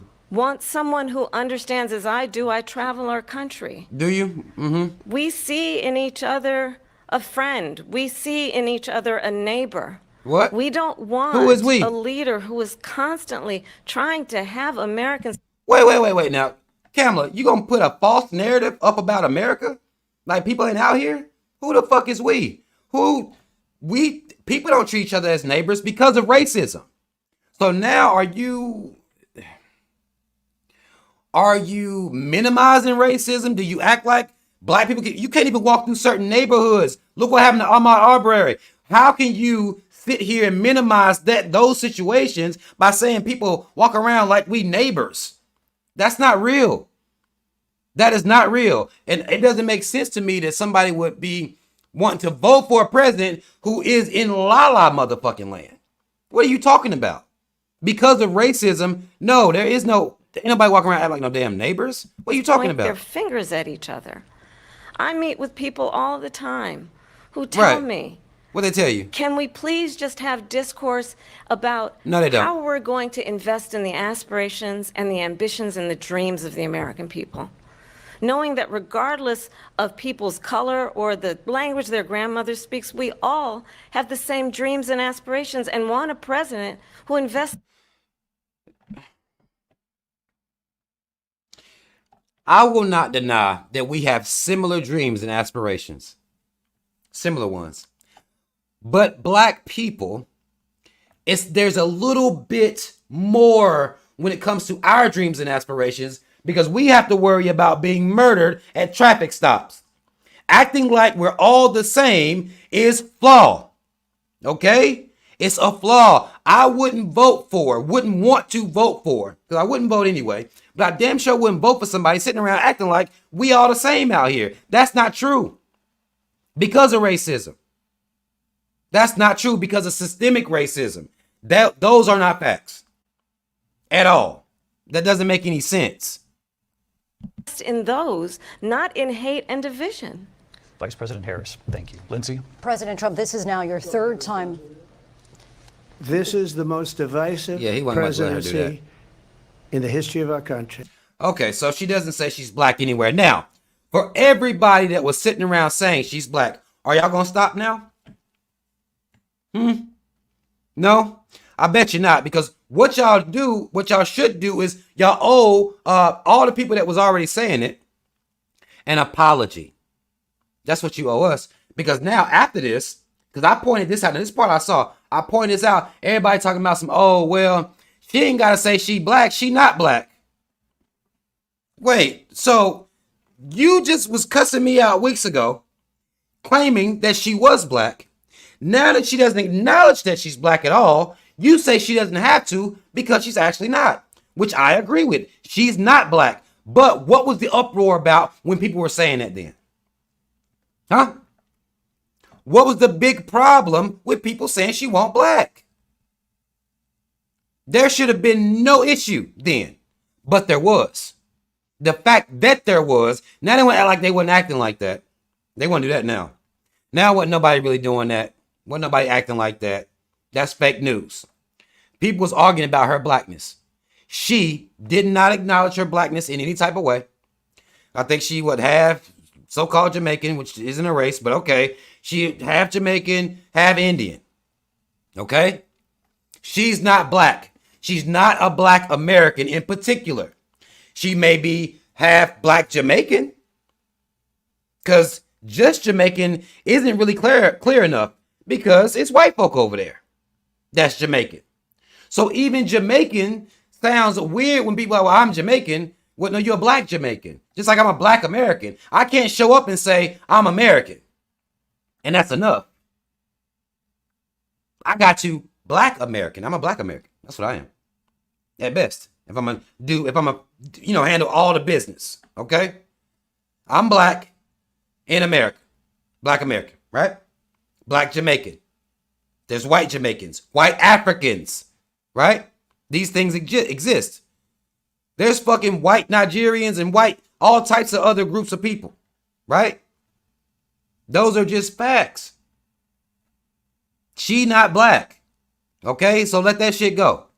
I don't even want to hear y'all saying that shit no more. She not black at all.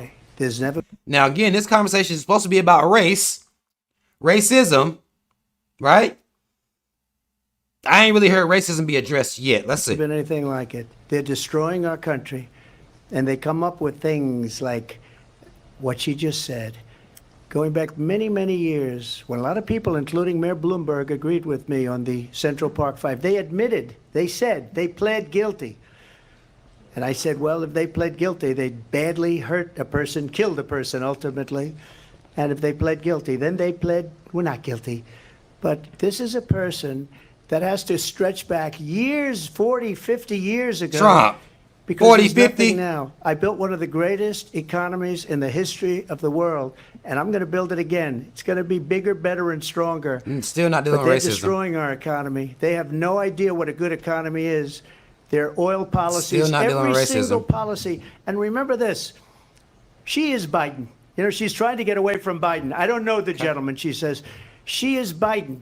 The worst inflation we've ever had, a horrible economy because inflation has made it so bad, and she can't get away with that. Thank you. Your time is up, I Lindsay. want to respond to that, though. I want to just respond briefly. Clearly, I am not Joe Biden. She is Joe Biden, basically. Because now she about to come out here and try to separate herself. You're Joe, I mean, come on now. Come on. Y'all got the same ideas and shit like that. Like, let's just stop playing the game. But they still did not deal with racism. She explained racism away like black folk can just show up anywhere. Like there aren't sundown towns. They don't exist. Like black people aren't being found lynched all over this country and they all are being ruled suicides. She'll act like Trump didn't deal with racism. No one deals with racism. We're just told to get over it because it ain't really happening. Like she says, it's just a friendly, nice America out here. You can just go do your thing.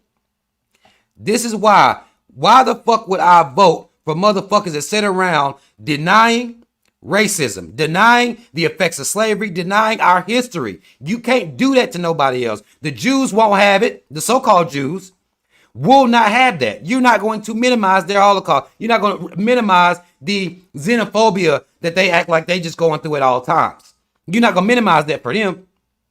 But when it comes to us, we have to minimize ourselves, shrink ourselves, and then be proud that we can work through racism and pull ourselves up by some fucking bootstraps and get through racism, systemic and otherwise. That's what we supposed to do. And they still haven't dealt with racism yet. That's some bullshit. Biden, and I am certainly not Donald Trump. And what I do offer is a new generation of leadership for our country. No, you don't. One who believes in what is possible, one who brings a sense of optimism about what we can do instead of always disparaging. Oh, why you sound like you about to cry? Hold on. I believe. Y'all hear her tone? She got that shit down packed. Now, her being a woman gave her a little bit of advantage with that tone of voice. Like she sounds, she about to cry right there.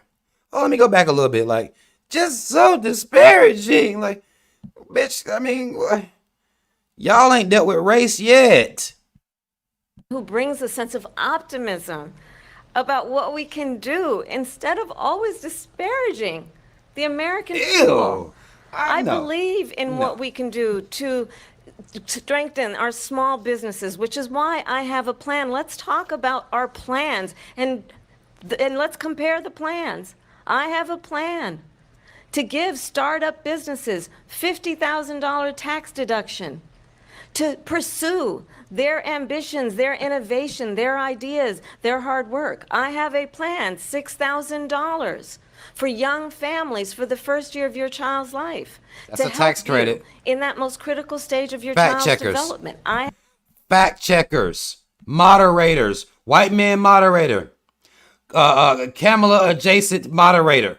Maybe, and again, maybe she is a black woman. That could actually be a black woman. I don't know. But fact check her. It's a tax credit. The $6,000 is a tax credit. Have the baby. Tax credit when you do your taxes, $6,000 as a tax credit.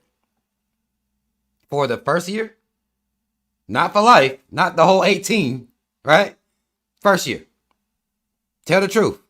I have a plan that is about allowing people to be able to pursue what has been fleeting in terms of the American dream. There was never by an American offering dream. A help with down payment of $25,000 down payment assistance for first-time home buyers. Tell the truth, Kamala. You cannot just say that. Because you know it's first-generation homeowners that you're offering to. It's up to $25,000, and you still got to pay the rest. That means you're still going to have to go through a bank. That means you're still going to have to go get your credit checked. If your credit not good enough, you're not getting that loan from a bank. And what exactly is first-generation homeowner? Though she should be forced to break that stuff down. Because it's for first-generation homeowners. Meaning, if your mama and daddy had a house, you don't qualify for up to $25,000 to help with your down payment, which ain't shit anyway. You don't even qualify for that. Let's say your mom and daddy had a house, and in 2008, the housing crisis, the housing crisis that happened, that again, the big bank should have went to fucking prison, and the people should have been the ones bailed out. But that's not how a capitalist country works. They bailed the banks out. Barack did this, right? So if your parents owned a house and lost that house, then you're not first generation no more. That takes you automatically out of first generation. What first generation is going to look out for, who that's going to look out for, is going to be immigrants.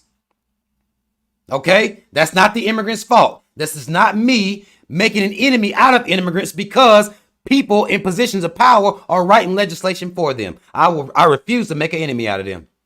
Okay? That's not my thing. I don't believe in that shit. It's silly.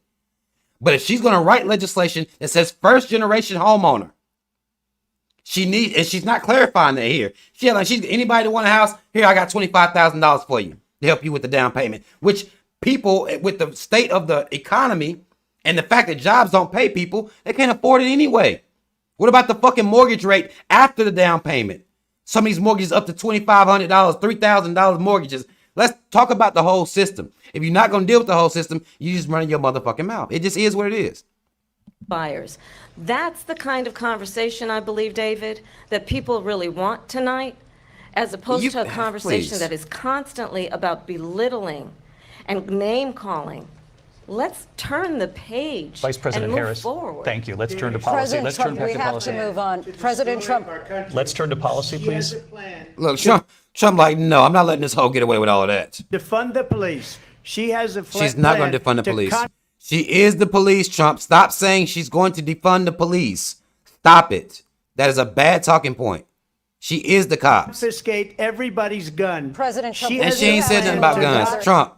She ain't said nothing about taking guns, bro. Allow fracking in Pennsylvania or anywhere else. Okay, that's what her President. plan is until just recently. I just need Lindsay, to go ahead. respond because Trump, the President former Trump. president has No, said I'm something sorry. twice that I need to No, respond to. I'm sorry. We're I gonna just need to move on, respond Vice one President time Harris. to what he President said. We Trump, moving this on. is now your third time running for president. You have long vowed to repeal and replace the Affordable Care Act, also known as Affordable Care Obamacare. Act. You have failed Obamacare, to let's hear accomplish it. that. You now say you're going to keep Obamacare, quote, unless we can do something much better. Last month, you said, quote, we're working on it. So tonight, 9 years after you first started running, do you have a plan, and can you tell us what it is? Obamacare was lousy health care, always was. It's not very good today. And what I said, that if we come up with something, and we are working on things, we're going to do it and we're going to replace it. But remember this, I inherited Obamacare because Democrats wouldn't change it. They wouldn't vote for it. They were unanimous. They wouldn't vote to change it. If they would have done that, we would have had a much better plan than Obamacare. But the Democrats came up. They wouldn't vote for it. I had a choice to make when I was president.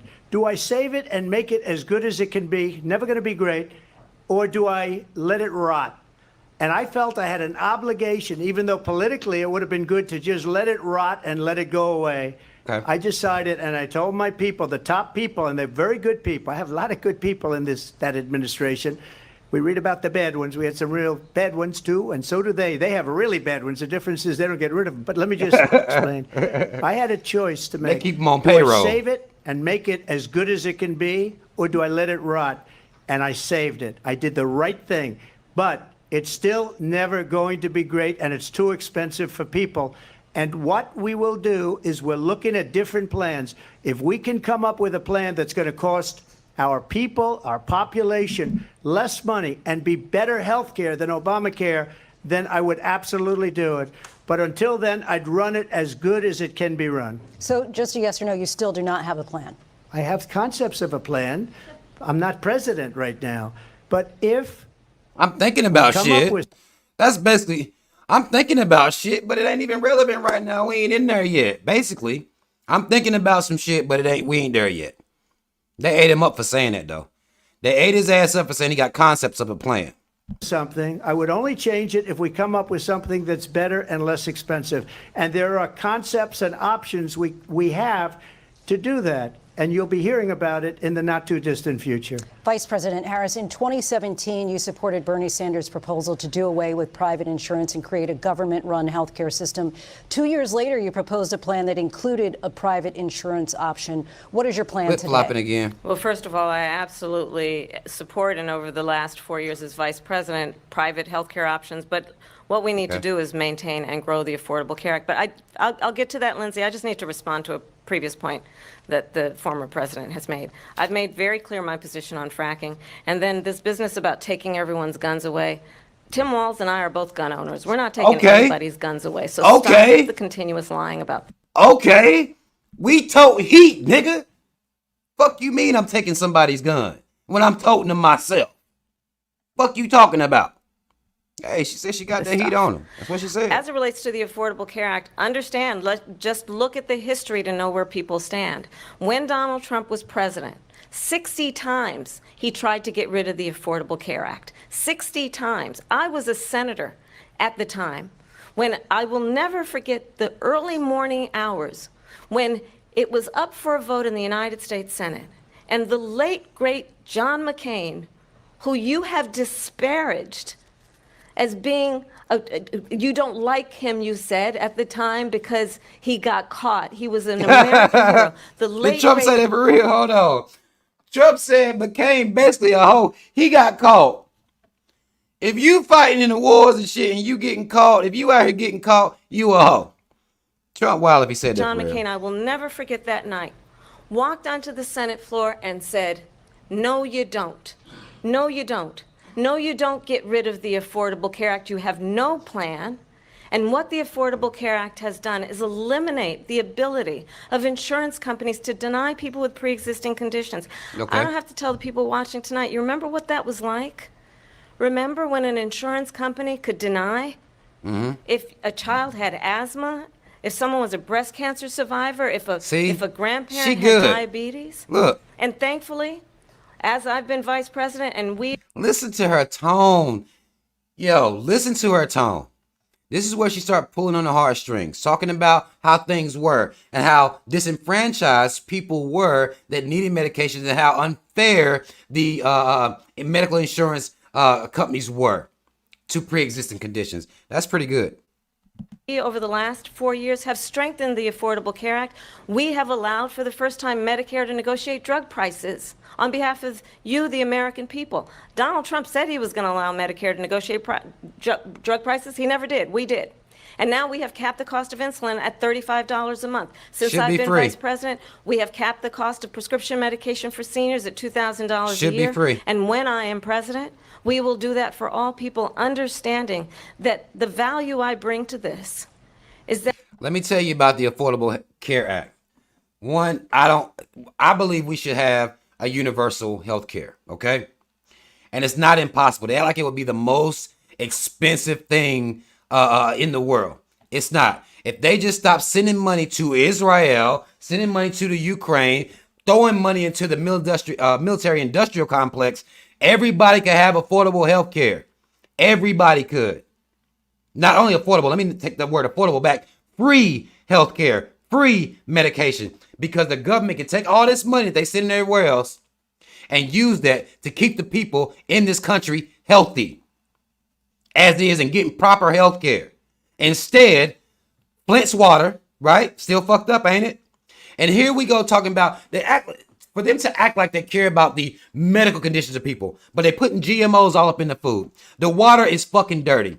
You didn't get to come tell me that you care about the health of the people, whether it's you talking about affordable health care or you talking about free health care. You don't get to tell me that you care if you're not willing to fix the problems that's causing people to be sick and living in unsanitary conditions that leads to illness. You're not going to be able to tell me that at all. You're not going to be able to tell me that. I'm not going to believe neither one of you motherfuckers. That access to health care should be a right and not Should just be. a privilege Should of be those free, who can too. afford it. And the plan has to be to strengthen the Affordable Care Act, not get rid of it, Vice pass as President prologue Harris, thank in terms you. of where Donald Trump stands on that. I want to move to an issue that's important for a She lot made a of... mistake. Uh-oh. Number one, John McCain fought Obamacare for 10 years. But it wasn't only him. It were all of the Democrats that kept it going. And you know what? We can do much better than Obamacare, much less money. But she won't improve private insurance for people, private medical insurance. That's another thing she doesn't want to get. President People Trump- are paying privately for insurance that have worked hard and made money, and they want to have private. She wants everybody to be on government insurance where you wait 6 months for an operation that you need immediately. President Trump, thank you. It shouldn't We have be another like that, issue though. that we... The fact that it's like that is a problem. Now, I mean, he exaggerated. You waiting on government 6 months or whatever like that. Okay, that shouldn't be a thing. That shouldn't be a thing. Not in a country like America, with the way that they, the best country in the world. It shouldn't be a thing. Everybody's health should be taken care of. Period. would like to get to that's important for a number of Americans, in particular younger voters, and that's climate change. President Trump, with regard to the environment, you say that we have to have clean air and clean water. Vice President Harris, you call climate change an existential threat. The question to you both tonight is, what would you do to fight climate change? And Vice President Harris, we'll start with you. 1 minute for you each. Well, the former president had said the climate change is a hoax. Answer the question. And what we know is that it is very real. You ask anyone who lives in a state who has experienced these extreme weather occurrences, who now is either being denied home insurance or it's being jacked up. You ask anybody who has been the victim of what that means in terms of losing their home, having nowhere to go. We know that we can actually deal with this issue. The young people of America care deeply about this issue. And I am proud that as Vice President over the last 4 years, we have invested $1 trillion in a clean energy economy, while we have also increased domestic gas production to historic $1 trillion. levels. We have created over 800,000 new manufacturing jobs while I have been vice president. We have invested in clean energy to the point that we are opening up factories around the world. Donald Trump said he was going to create manufacturing jobs. He lost manufacturing jobs. And I'm also proud to have the endorsement of the United Auto Workers and Sean Fain, who also know that part of building a clean energy economy includes investing in American-made products, American automobiles. It includes growing what we can do around American manufacturing and opening up auto plants, not closing them like happened under Donald Trump. Vice President Harris, thank you. It didn't happen under Donald Trump. Let me just tell you, they lost 10,000 manufacturing jobs this last month. It's going, they're all leaving. They're building big auto plants in Mexico, in many cases owned by China. They're building these massive plants, and they think they're going to sell their cars into the United States because of these people. What they have given to China is unbelievable. But we're not going to let that. We'll put tariffs on those cars so they can't come into our country, because they will kill the United Auto Workers and any auto worker, whether it's in Detroit or South Carolina or any other place. What they've done to business and manufacturing in this country is horrible. We have nothing because they refuse. You know, Biden doesn't go after people because supposedly China paid him millions of dollars. He's afraid to do it. Back on Between Biden's him and his head. son. They get all this money from Ukraine. They get all this money from all of these different countries. And then you wonder, why is he so loyal to this one, that one, Ukraine, China? Why is he? Why did he get $3.5 million from the mayor of Moscow's wife? Why did she pay him $3.5 million? This is a crooked administration, and they're selling our country down the tubes. President Trump basically said these hoes is bought off. They can't buy me off, okay? This is why I'm the realest one. They can be bought the fuck off. Joe Biden is taking money from all these different people, making basically underhanded deal, taking, payolas and getting paid off. He is a whole ass nigga that takes payments. I don't do none of that shit, basically. President Trump, thank you. Thank you. We'll be right back with closing statements from both of our candidates. Okay, let's An fast forward historic again. night, this ABC Closing News statements. presidential Okay, debate I'm getting hungry from anyway. Philadelphia. Back in a moment. I done sat here and got hungry. Let's get to it. Let's see what we and can do. Lindsay Davis. Welcome back tonight. The time has come for closing statements. And White Vice man President moderator. Harris, we begin with you. So I think you've heard tonight two very different visions for our country. One that is focused on the future, and the other that is focused on the past, and an attempt to take us backward. But we're not going back. And I do believe that the American people know we all have so much more in common than what separates us, and we can chart a new way forward. And a vision of that includes having a plan, understanding the aspirations, the dreams, the hopes, the ambition of the American people, which is why I intend to create an opportunity economy, investing in small businesses, in new families, in what we can do around protecting seniors, what we can do that is about giving hardworking folks a break and bringing down the cost of living. What about black people? I believe in what we can do together. That is about sustaining America's standing in the world and ensuring that we have the respect that we so rightly deserve, including respecting our military and ensuring we have the most lethal fighting force in the world. What about black people? I ain't heard nothing about black people yet. Okay? Reparations didn't come up yet at all. And justifying military spending is what she's doing right now. Like, get the fuck out of here. I will be a president that will protect our fundamental rights and freedoms, including the right of a woman to make decisions about her own body and not have her government tell her what to do. I'll tell you, I started my career as a prosecutor. I was a DA, I was an attorney general, a United States senator, and now vice president. I've only had one client, the people. And I'll tell you, as a prosecutor, I never asked a victim or a witness, are you a Republican or a Democrat? No, you just saw that they was black and decided to railroad their ass with jail time. Like, what you mean? Of course you didn't ask. Why would you care? The only thing I ever asked them, are you okay? And that's the kind of president we need right now. Someone who cares about you and is not putting Not themselves- Annie. She said all she ever asked them was, are you okay? Michael Jackson, Annie, are you okay? That what you did? Are you okay? Are you okay? That's all you did? That was your contribution? That's all you was asking people? Are you okay? Are you okay? Get the fuck out of here, man. Get out of here, Kamala. First, I intend to be a president for all Americans and focus on what we can do over the next 10 and 20 years to build what back about up black our country people? by investing right now in you, the American people. Vice President Right, Harris, invest in thank Americans. you. Now, mind you, President now, Trump. y'all heard her say they spent $1 trillion on climate change. She just said that. But when it come to black folk, not only will we not be mentioned, which is insulting enough, we won't be mentioned at all. They got $1 trillion to battle climate change that they fucked up. Let's really look at this shit. You fucked up the climate. You put $1 trillion into that. When black people come to you and talk about reparations, it's crickets. We can't do that. We too broke. Israel getting bread, Ukraine getting bread. The climate got $1 trillion. Big banks got bailed out. Everybody get looked out for except the people who built this fucking country. Keep that in mind. Let's hear what the fuck Donald Trump's ass got to say.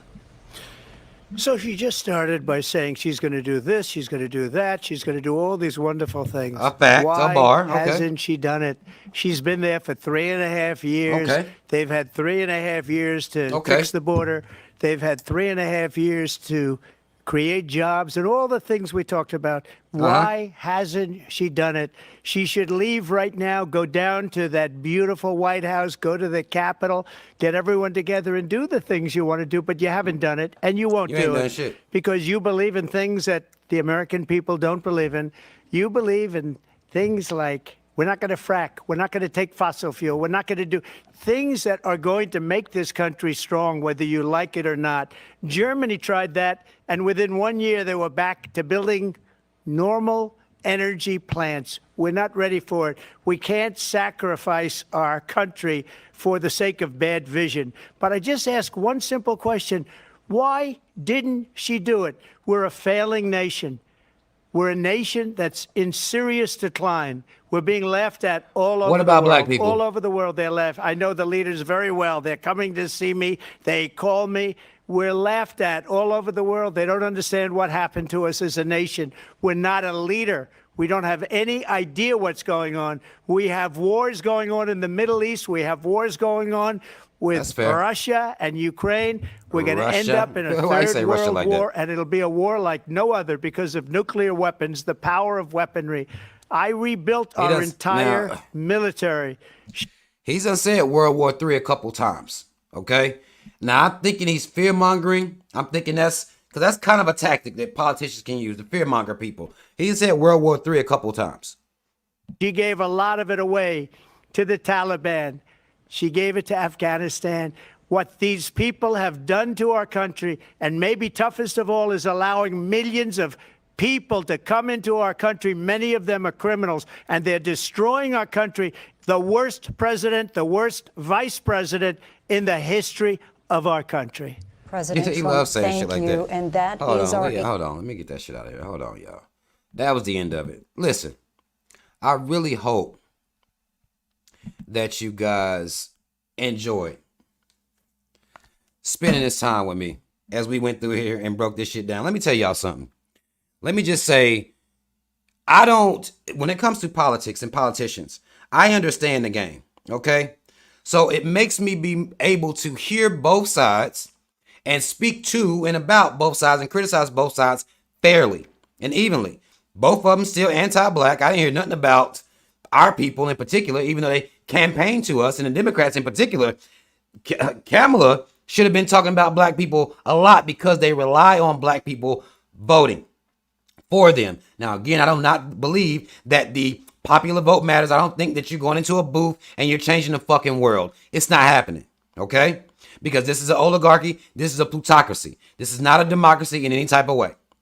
You don't hear them talk about the Electoral College. You don't hear them talk about all these bailouts that they give everybody but the actual American people. They don't do that, okay, in any type of way. And no form of this government does that in any type of way. Working class people on voting day, whoever, if they change into the guards, don't matter what happens, you're going to be taking your ass to work. Okay? Good chance you need a part-time job just to make it out here. And that's whether they fix inflation or whatever the fuck they claim they're going to do about inflation, because that shit's not even real. We've talked about that here before. What you're going to have to do is work your motherfucking ass off. That's what you always have to do. That's what you have to do whether it's a Democrat. That's what you have to do whether it's a Republican. That's what you have to do the whole time. And at some point, you're going to understand that your power is not in a voting booth. It is with your labor. Okay? It's with your energy, your work energy. That's your power. It is not at a voting booth. It's not putting on a fucking sticker. It's not arguing amongst yourself about who the best candidate, whether they're Republican or Democrat. Because all of them are what they're going to do at all times is take your money and send it out when the money should be in. There's no reason anybody in this country should have dirty water at all. That shouldn't even be a real thing. There's no reason we should have the homeless population that we have. That shouldn't be a real thing. There's no reason that we should not have universal health care. There's no reason that every job should not be paying a livable wage. So therefore, a person does not have to work themselves to death to make ends meet. And they want to force everybody to have children. The cost of kids done went up. Okay? The cost of children done went up. Plain and simple. But do they talk about programs that can help with this outside of the $6,000 tax credit? People gonna need that just to maintain. That's not taking care of no fucking newborn. That's not dealing with the 5 years of daycare they may need if the parent has to work. They're not talking about real shit.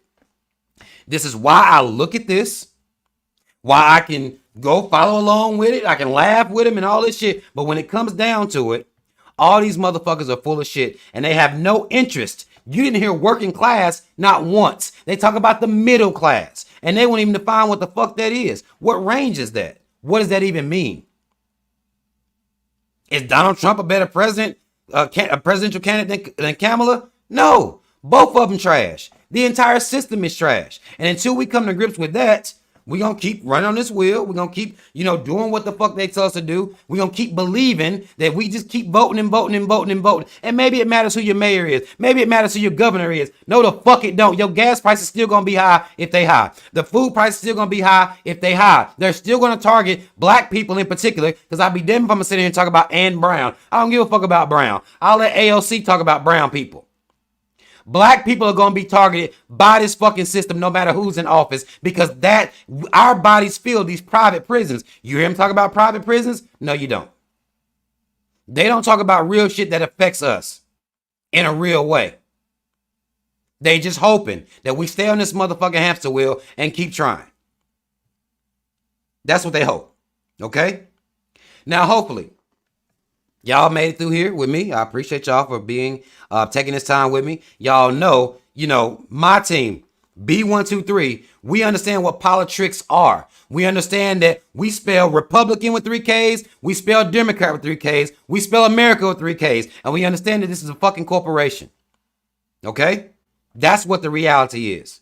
That's the reality. These political pundits, whether you got white man moderator or Kamala adjacent moderator, they won't even ask real questions. They're not asking no real shit. Therefore, the candidates don't got to say no real shit, because they're not asking real questions at all.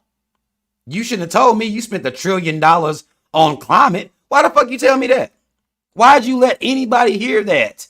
You spent $1 trillion on climate. So, okay, you're going to make sure that the sun or whatever the fuck y'all doing, because a lot of the times the government is actually modifying the weather themselves, actually. But what you're going to do is you're going to spend $1 trillion on the climate. Meanwhile, the people are sick and dying. What does it matter what the climate is doing? What does it matter how warm the earth going to be in 100 years if everybody out here fucking hungry and homeless? It doesn't matter. You could have took that trillion and put it into the people. Okay? That's what they won't do. That's what they refuse to do. And if before anybody tell me I need to come motherfucking vote, what I would tell you is that they need a motherfucking candidate I can vote for. And they don't exist. And particularly in a 2-party system.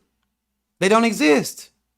Everybody is bought off and paid for in some type of way. It just is what it is. The system is corrupt. Okay? It just is what it is. Now, I'm going to go eat some food. Matt, love y'all. I hope y'all hit that like button. We had a good time here tonight, hopefully. I can't wait to see some of the comments that I'm going to have on this video. Don't come here arguing with me about how I feel about politics or trying to convince me that it's real. You can't convince me that this shit is real. All this shit is trash. All of it is rigged. It is all an illusion.